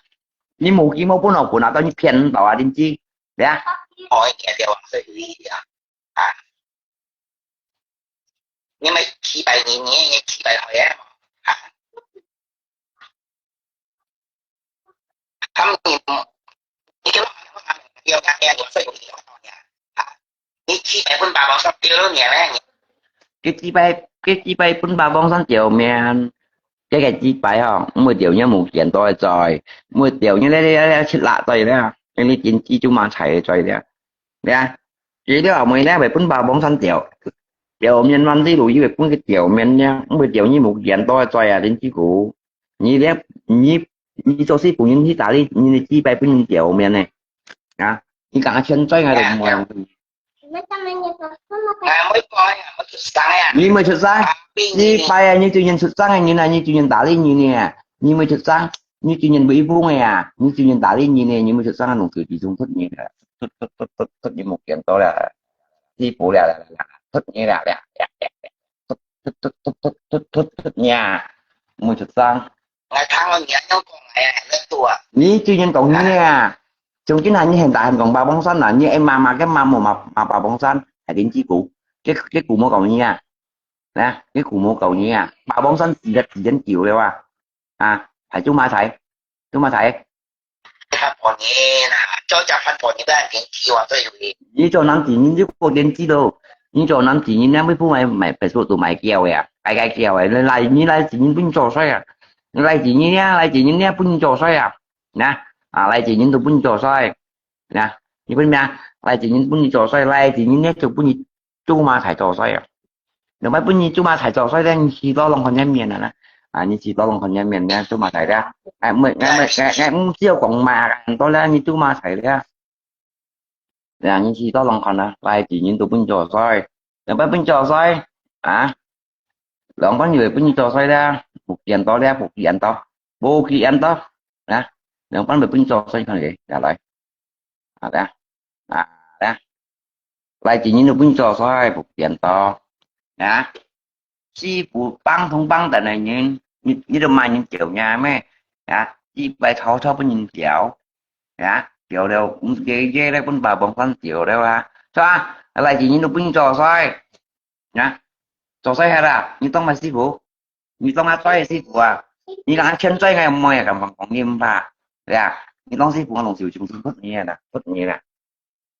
nhẹ một kiện to như vậy bên bà bong son phiền cái lúc vậy bên bà bong son kiểu miền cái tí bài như nhìn cái mà xuất đi kỳ với như ở tông si phụ cho anh không mà những kiểu nhà mẹ như thế một kiện to đấy như bị xéo đi mò đã xích bảo cả như mấy phân bò tỏ vẹt con như bị xéo đi má một kiện to như một con như phân bò những con ghi trò xoay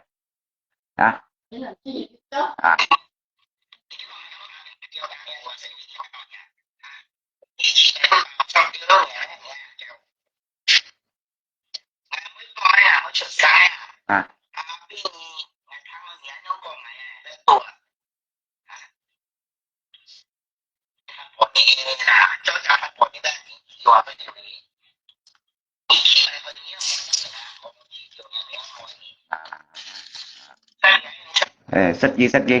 như đó ra cả cái xe này đấy không anh như đó ra cả cái xe này đấy của số gì nhìn như cả cái xe được con chịu đi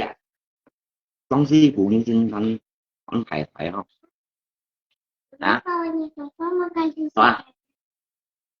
bà lý nhìn bà lý bà bông thân khen nè anh chỉ đủ gì bây giờ mặc cái như một kiện to bộ xí mau khen to cam Mamá, kalau papa pakai sepeda. iya Sepeda berapa? Dua, Kak. như bộ xí đen như một kiện to mau khen to bà cá nhân như iri bà bông thân mang xí đầu kim nhân iri đầu kim pun như như bộ xí mau cái to như mau cái to anh chỉ đủ gì toa lấy cả một cũng mà như tôi mau cái to ghê cái mang xí đầu kim pun như một kiện to ra tụi iri leo keduanya iri nghe ketiganya iri juga chính vì mà cái tôi ta ăn to leo thầy bắn nhau còn là anh đồ nào được nghe tao đã để nhị gì đi à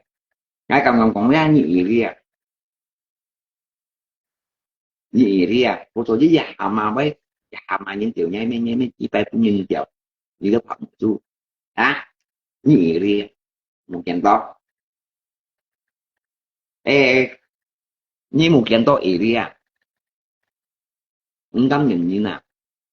xin xuất cho thật khỏe cô tôi với như bị ông chi chi tại là lên bông phải thay bắn trò xảy được bao nhiêu nè quân sĩ các dân đi thì thay bắn trò xảy thì các anh của cha họ một trong tay bò suy không chạy cái hiểu chọn vô liền lấy mày bò suy thay bắn kiểm thật đi mà bò sĩ cái gì nhìn này như châu chạy như nha như trên mình ăn to lên một xóa mà lại không sẽ kiện to là bởi ông chưa thật thật nhìn ăn to lên một xóa mà lại không sẽ nhưng các nhưng các trò sẽ anh thay kiện như rồi như này anh này bò bò suy ở dinh dư dinh nhìn cả tụi tôi thì cái trò sẽ như sao làm mà đó như thằng nhà đi kiểu như bà tôi 10 dùng chiêu à chiêu lọ nha cho những trò chẳng lại một trận to một cho những trò lộn kẹt treo một trận to như bà bò suy như lui sức đã anh nha muốn nói chuyện gì sao những chuyện đồn tapi dụ của dùng chiêu mà một trận to chỉ cái miệng lưỡi cậu à ngay cũng mới bò những rồi chẳng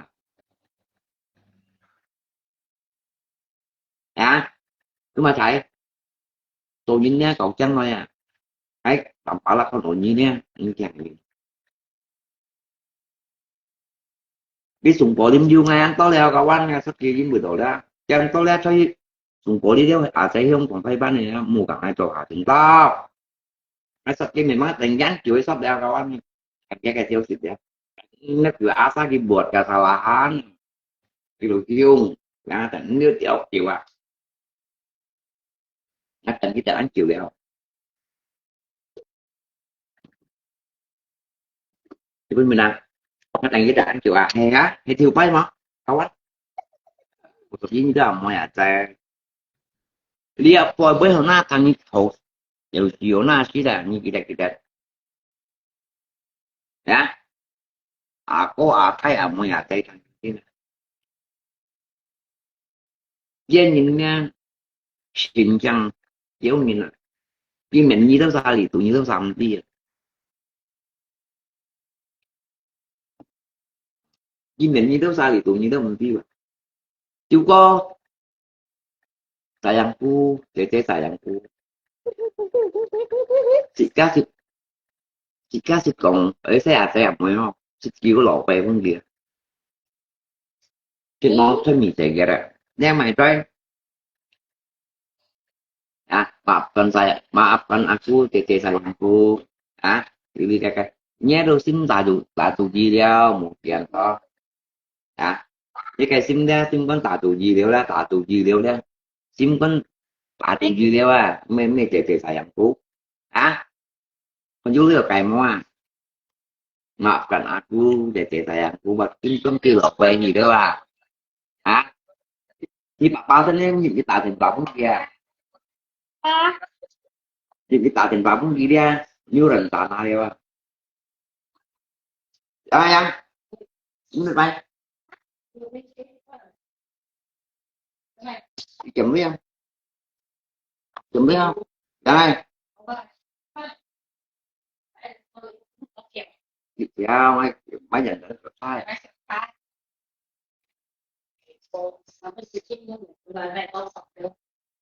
mấy như vậy để chưa Kamu tanya kemarin bapak lihat itu Aku bisa main. Aku main yang kecil. sekolah maksud kalau lihat kalau kayak Aku main yang kecil.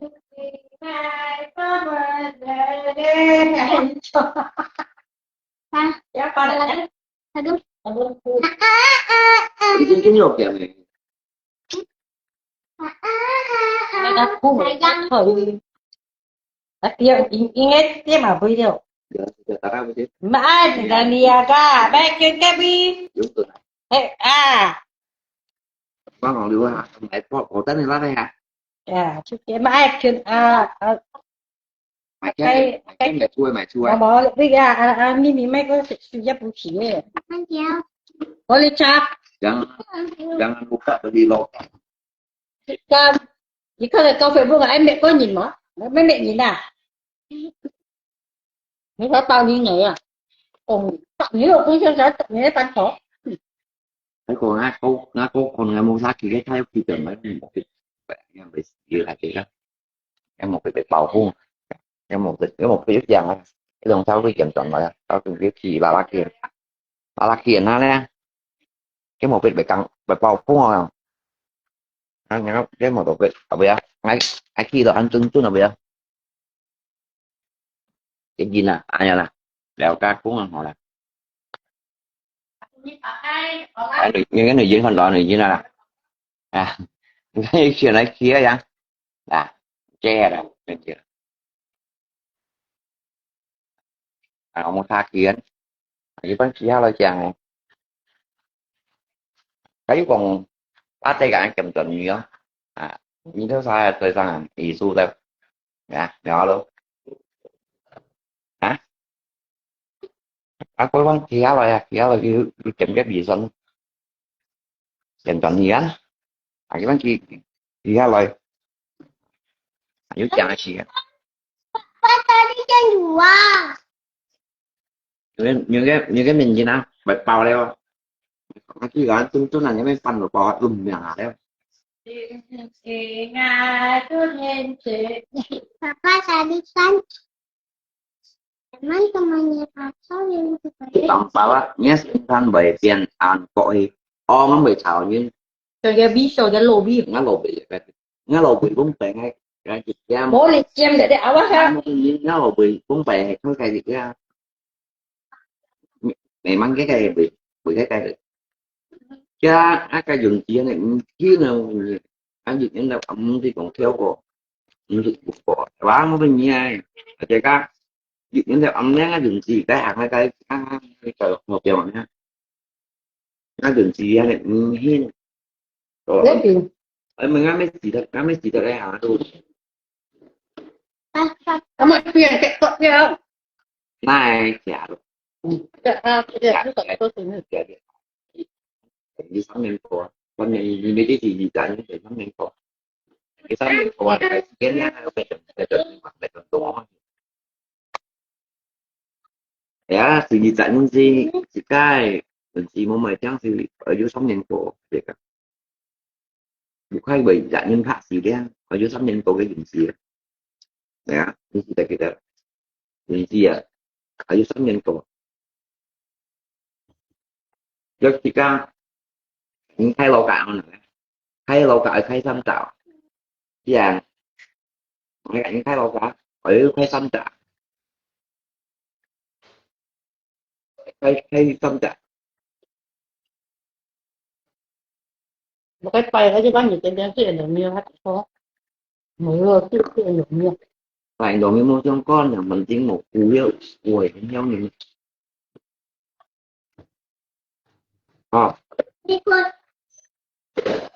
Papa. thì cái mẹ cái bên mày nó đi kinh này mà một khơi cái khơi này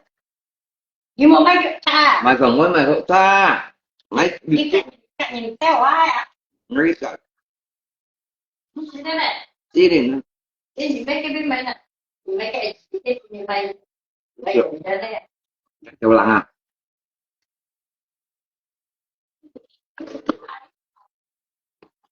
Papa mẹ. Mana nama? Ayo cuma lihat. Ada pun.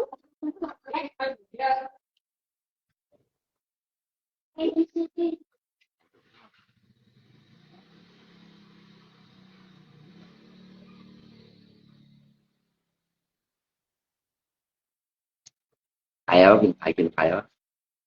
trong cái khi sát thủ thu dòng cái khi mình chỉ nhìn tại các cái chuyện kia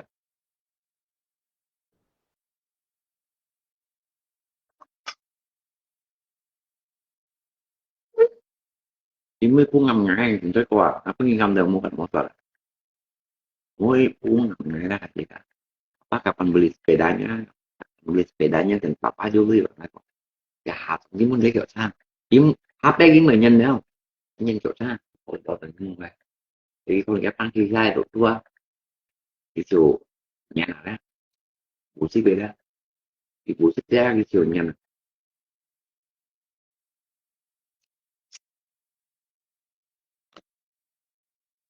Papa juga beli. Papa mau beli apa nih?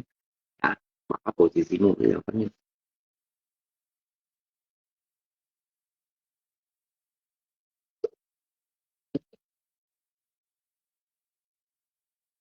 Mày cũng như này, cái xe liễu mày cũng đi làm thì mày kêu mày dính mày xa thì vẫn được thiếu mày luyện dính mày dính với kêu á có cho phải đẹp mày ở đây ngồi tạm có cho phải đẹp mày ở đây muốn cho có nhiều việc mình chưa ở ra bằng hoặc chưa lại phải cho nó phải chạy chạy giá luôn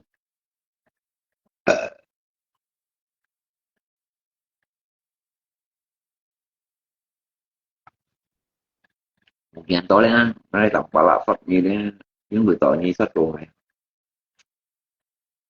dạ nhận chỉ cả phẩu kem này sáng sớm đấy thì bên mình này nhưng mình ngay chi chân nha nhưng chỉ cả tổng bảo là có tiền từ phần giờ đi đi ngày mau đi đi ngày ngày mua chỗ cái tàu thật sáng nhưng mà mình mà cái như kita sáng nhưng một chỗ mà cái ngày ta tắt như thế này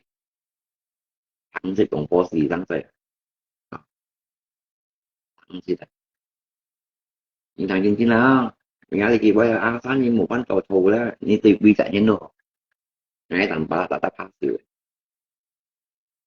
để như từ bi cả nhân đồ họ như cả mà sáng nhạc men mà họ đó ngày mình tin không cảm cho như thế tắt như ta tắt với sân sọt như thế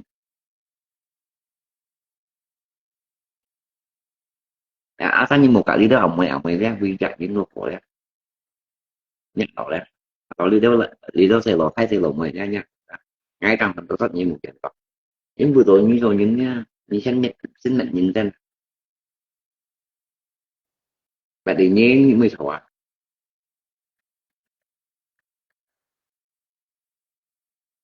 thì làm những cái nó chỉ dẫn thì cả khẩu kiếm cò đã nhưng về điện cái đầu kinh nha những sự cả khẩu kiếm cò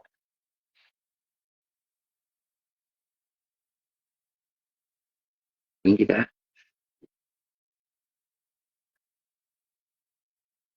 như post nha xin ta nào post thì ilmu hitam nếu mà cái là cái gì cũng như cô một người có phải nói thì ta nhé cờ mà cái tổng nhé cờ mà tuy nhiên như bộ bằng bá là bộ hai đi ta bởi thực mười vậy nhỉ chỉ cái toàn tế sáng tế yêu hiểu với thực mười tiền vào ngay bảo tội như anh lộ suy thì những nhỏ ujung như apa mình xin gì gắn mình xin gì gắn một kiện to tiếng như mình xin thì như nữa anh chịu được dùng mà ngày 10 tập nhiều nhỉ nhé cái dung nhé cái ở dùng rồi như nào như thế nào như dùng rồi như này như cái tiếng như mình xin như vậy chịu được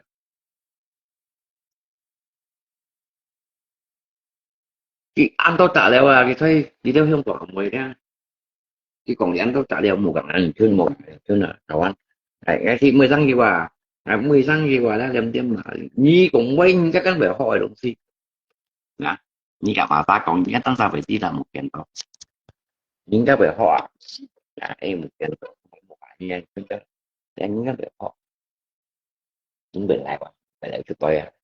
không ba nó mà xả lá rồi mới lá thằng phải chỉ mong mà xả lá đấy cái gì với em mong mà xả lá như kita là ăn gì vậy em muốn gì chứ nè em mê punya sao gì còn kêu heo lấy con nó không anh nhiều đồng chi đấy kêu heo lấy con phải chơi các kêu heo lấy con vui đã có hỏi ngay cảเป็นอยู่ก้าngay à mình khôngเป็นอยู่ก้าเลยทำgì đâu không cũng phải bạn ạ trẻ mớiเลยทำnhà xin gìทำnhà xin mà em mìnhทำnhà lôi nhiềuก้าem người chạy ủ dụng nhá chứ đuổi là chạy ủ dụng nhá chứ đuổi như không ai làm quả lợi đang ngay mốt chiêu nhìn mô bệnh tôi nhìn bật thằng ngay mô còn xe với thằng xe tôi thấy ngay làm quả là bạn tôi nhìn bật thằng chiêu nhìn bật thằng mô tiền nó được theo như tao á hay là còn phá á còn như thế là bóng chỉ ra các si cả này như mày hỏi đều họ cái nhau đó á anh tôi nhau nó các su cả này là như kiểu cũng mày họ đều có nhiều chuyện như này cái tôi cái tiền nhìn bật trả hay chứ một làm bà đó lòng gì thế căn rồi xây như tôi téo họ mày lại có những như trong những một trận có dịch tả tính gì vậy chủ nhân nhìn rồi cắn nhìn sổ bánh nhìn họ một trận có chủ nhân nhìn cắn nhìn sổ nhận tội tội nhìn mà như việc xử lý mất một trận có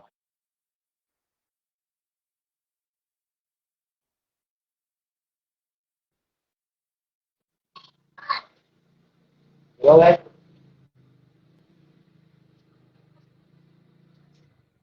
đó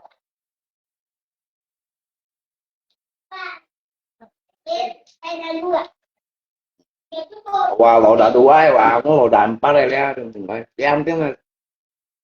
lộ đã đua à cảm ơn cái học không là được anh cũng giàu anh cho đấy cũng xin anh cũng là cái cà phê cái tim mà ya rồi lý hay cắt ra hình cái mùng siêu ra cái chín mùng hạt đen chậm chụp ra chứ mát quá nè giờ cà phê cái đó gì thịt da rồi thịt cha tim ăn mà con cầu Cái dữ lệ một kiểu em bé nhìn gì về đó gì tao cứ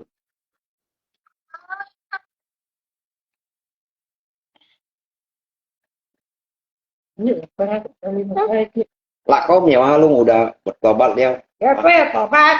cái mèo ha luôn là tobat Iya. cái mèo ha luôn dịch hay còn phép Facebook tụi kia muốn tạm bà la là cái con sống vậy nè ông muốn đi hồ ngay đó ông bởi dân cái con cho mèo ha luôn như tôi cầm cầm chờ tạm bà la những bữa đó đấy như con ngắm men đấy những bữa đó dưới con nào tạm bà la men này là cái con trọng mười xí lần to hay còn cái món con ngắm men nha cái tính nó không cho xí ra dịch cái tụi sale ẩm cái con nào tạm bà la men nha cái sinh quan làng thông xịn nhá mười xí lần to không cho các cái thiết để đó không cho là sai cầu cái tiền nó giáo chẳng cái con ngắm men nè cái cầu thì kiếm tiền mà ra ông bật ăn tốt khỏe cái món ngắm men người chi mua làm bà la với 10 tiền mà với 10 tiền tiền quý gì đó những như giả cái này muốn nào mà muốn là kiếm bao khâu tiền thôi á hả cái bà sinh nhật on ngày 15 tiền đó để 15 tiền mà 15 Cái tiền miệng đó mới sức ăn chưa? Chưa cái miệng cái miệng.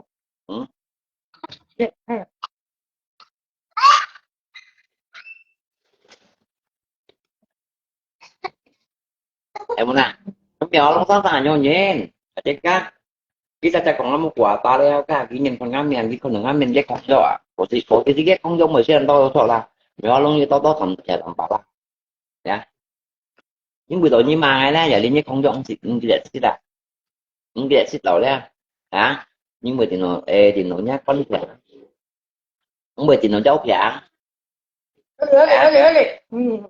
những bữa thì nó nhát cây hết hết còn này cây chẳng à như tao cầm cầm chẳng hay à chứ mười như thế phải buộc tụt mà hai rồi đấy chứ không giống mình chỉ là ăn to ô xin như mới dịch những gia dịch xăm xoan à bạn giả xịt lên con chiều theo xịt lên đó xin theo xịt lên này nè dịch như xăm xoan không do trả đi như màng này mà để lấy ra nhưng không do má cái như một cái xịt tiểu ủa đi nhắc dạng họ như có cầm chàng này còn với xin đâu anh đang kiểu như vậy bởi vì bài bạc cũng nếu bóng ký xí má cái đúng nhiều bài à bài bạc cũng dùng đi về xong rồi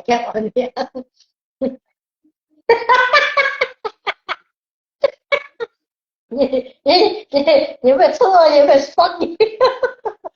nha cái bên nó ăn cái thằng chơi nó chắc ôi vậy nó chả đấy vậy một cái hả cái còn nhớ yeah cái này cái em nè đánh nhau cái thằng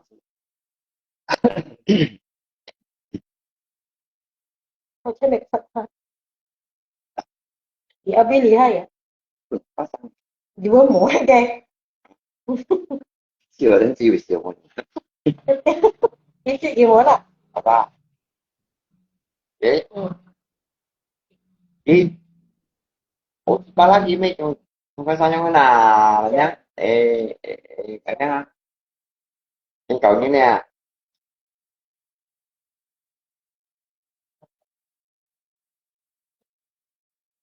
chỉ mua cái hạt em mua đâu chỉ mua sủi ít này nữa không hay phải ngủ hay chim chip tắt mình mình thì ba cái số về sao nhau nhưng nếu mày tay nhau mình nấu chỉ ba nhìn nhìn cậu như mình cũng mình là sao mình nhá cái gì đó thì mình mang đi mấy cầm mẹ lai này không mấy cầm mẹ lai ở CCTV mình nhá kiểu mất CCTV nhá có CCTV cái mình chuyên nhau kia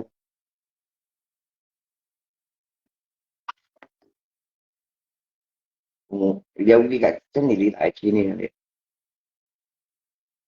nếu bé mẹ nếu ghi cả trên này đi trong cái phải trên này đi lại chi này con kia này chip với chip chỉ biết thế nào trong chỉ biết nhau là nó lọc phật nhớ nhiều hồi mỗi hai đây chỉ thiếu với đó nhưng mà leo không leo một cái tụ bể leo mới những leo về leo lọc một cậu cho nó phát triển mọi ngày về leo lọc của đó leo cái tụ ra mà sau leo một cái leo cao về leo mà leo dài đi anh mới ra nhưng mà mới mới nhưng không mà sao như đâu mà một mà thầu chúng bạn định chăng họ cậu theo họ kiện mà ca mười chỉ cái nghe rồi nó cái tính cái tờ sẽ các những người tàu bóng bàn hay xích xịt bạc bóng bàn nó cũng khổ này chỉ nhìn đeo những cái chỉ nhìn đeo như nó những cái chẳng đang ngọc học anh phi nhé anh phi nhé thì nó phi ra cái đi ngáp bên du cái bên du ngáp bên du cả cái lồng ngoài ngáp bên du cổ thì cả cái lồng ngoài phi ngáp du chịu thì nó chịu chịu thì còn chẳng đang chi nghe nó giờ bỏ xem hình như mỗi khi nghe khao đồ lõi ngay rồi ai giống cả cái cậu xe vào đấy như mình đã ngay còn hay ngủ như mỗi khi nhớ mô của nghe khao đồ lõi ngay như nhạc ở dưới nhà thấy gì qua tóm mình ngay tóm mình còn kia phải đi ngáp tin như cái ở trên nhà xe phải đi ngáp tin như không bảo thầy xe ngay tôi còn ngay thế ngay vô cái tiếng ngay khi thằng ngáp tin như cái ma bộ chú cái xe sụt đấy và để cái xe là đều cái xe gì có liệu lọc của đài với mình nó liệu cái in ra nó đâu một thằng ngáp tin như vừa một thằng ngáp tin như vừa còn để cái lồng mà là giáo lấy ngáp tin như của lấy ngáp tin như của tôi chỉ nhận xem ngáp tin nhiều còn để kia một ngày bị vào một ngày bị cái ngày một ngày bị ngáp tin như mày khỏi thiệt như đâu là lát như bị lát nhiều lấy ngáp liên máu rồi kẹo cá thịt loại rồi không chỉ cá thịt loại rồi như bánh tu ngay rồi chỉ ngáp tin như cá ngoài bánh tu kia bánh tu kiếm còn bánh tu như ma cái sao như lấy ngáp liên nào rồi cái như bánh tu ngay nào rồi không đừng ngay mấy khi đó ngay đôi khi đó kenapa juga belum đôi khi đó jadi posisi dia cái dòng chị mới lên mặt mình của dòng chị mới malam dulu baik lainnya kenapa juga buat kenapa juga main tidak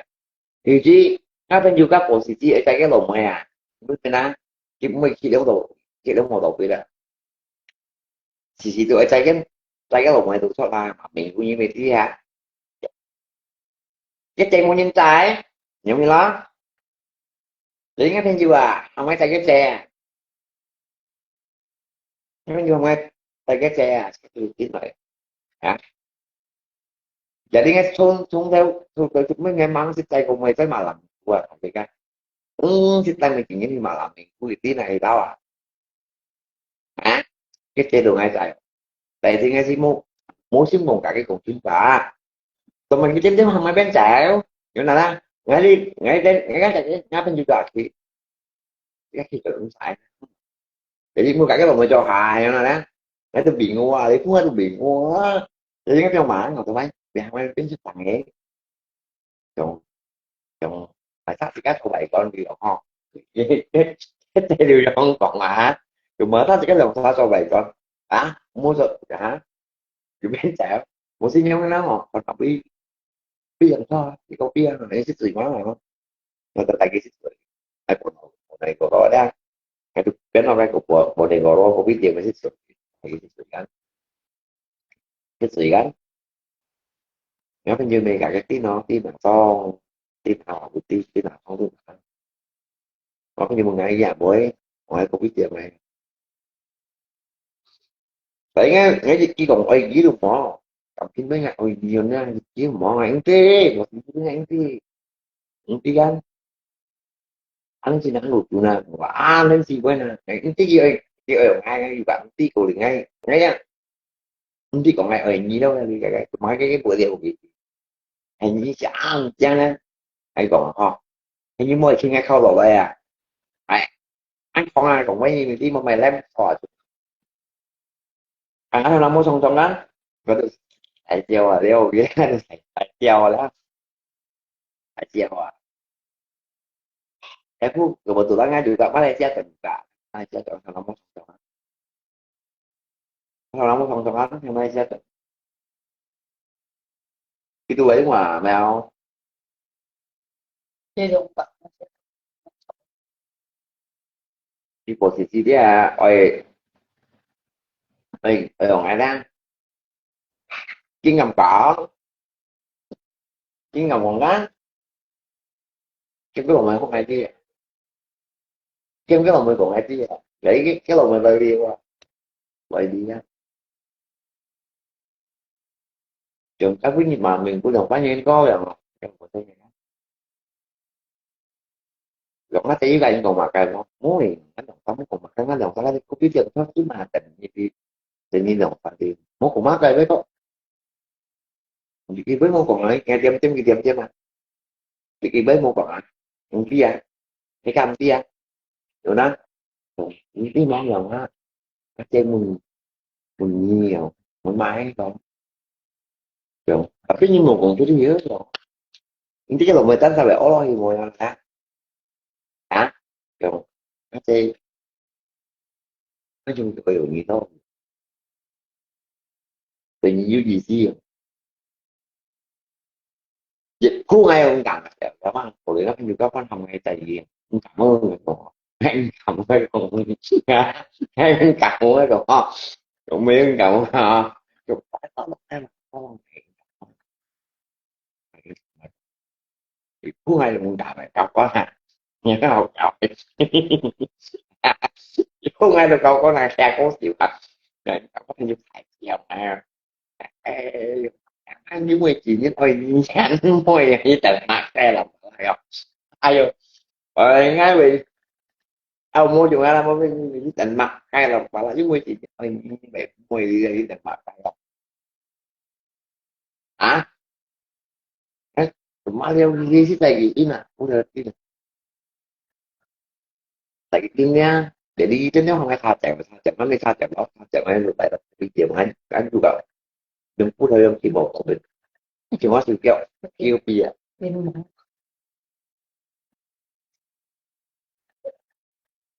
nhưng mà trong cô phương địa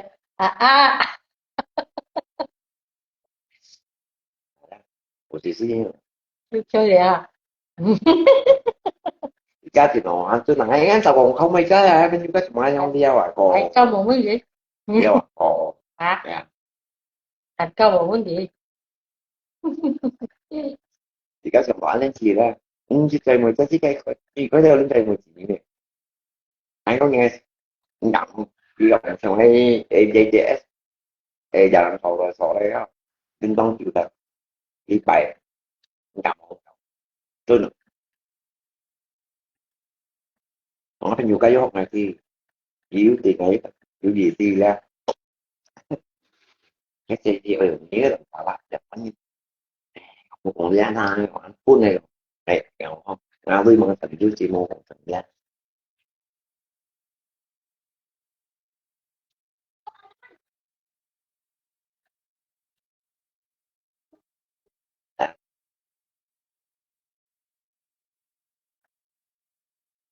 nó với mong thành chứ một tại chỉ một phần thì kịp em cái mồ với một cái chuyện này để nghe bà mẹ nhà một cái một thật nếu như mình những sinh nhi bệnh mới cả cái thuốc thì nha ăn cái gì các bà mẹ thì ngu nghe vậy mới mới gặp một chị vô đây chúng ta mới chỉ những khi một cái trận ở chỗ đây ra ê chúng ta chặt cha là chặt ngay chỗ đấy em mai cái chỗ hỏi gõ không nó chịu đi à chỉ các tụng chồng tại khi này thì cũng sao bài thì nó ngồi gì đấy cái này chúng mới cũng chồng một bài thì cũng đó rồi đều đều phải có một chị nên mới nói phải gọi cái bệnh nhân gì đó mà hầu như các bạn mọi Facebook ni tampaklah paling ganteng ini kok mata sebetulnya ini kok paling ganteng paling unik soalnya pribadi ya jadi intinya ini kok paling ganteng paling unik ya chị chết tôi nhìn mang chị jadi intinya kita pagi mit ya bis pagi nung tau mà Facebook với nung chứ à TikTok à cái gì lộn một cái chỉ cần cái nhau như nó chỉ cần cái nhau như này ra nên họ bà la như này thì mình chỉ phải đầu nung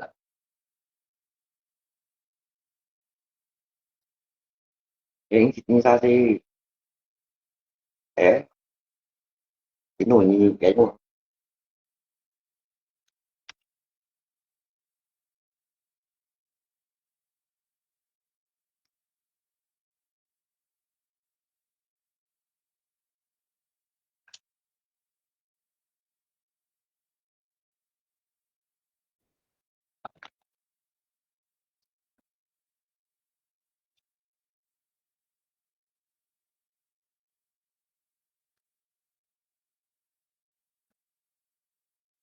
hồi đấy cháu hẻo hẻo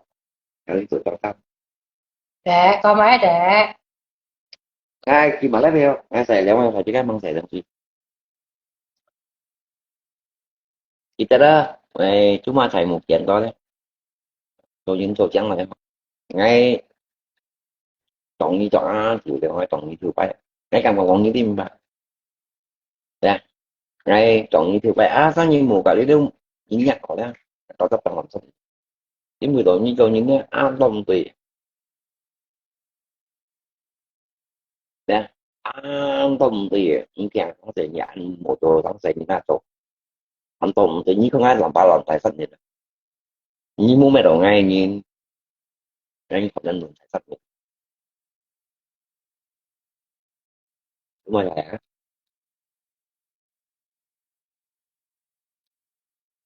anh này những cái ăn hoa để đông luôn tiền tôi ra tôi có số là chuyển cho cái là xong đi mệt đi bay dụng như một chuyện rồi còn như nào nhìn mai muốn gì ờ hay không đúng rồi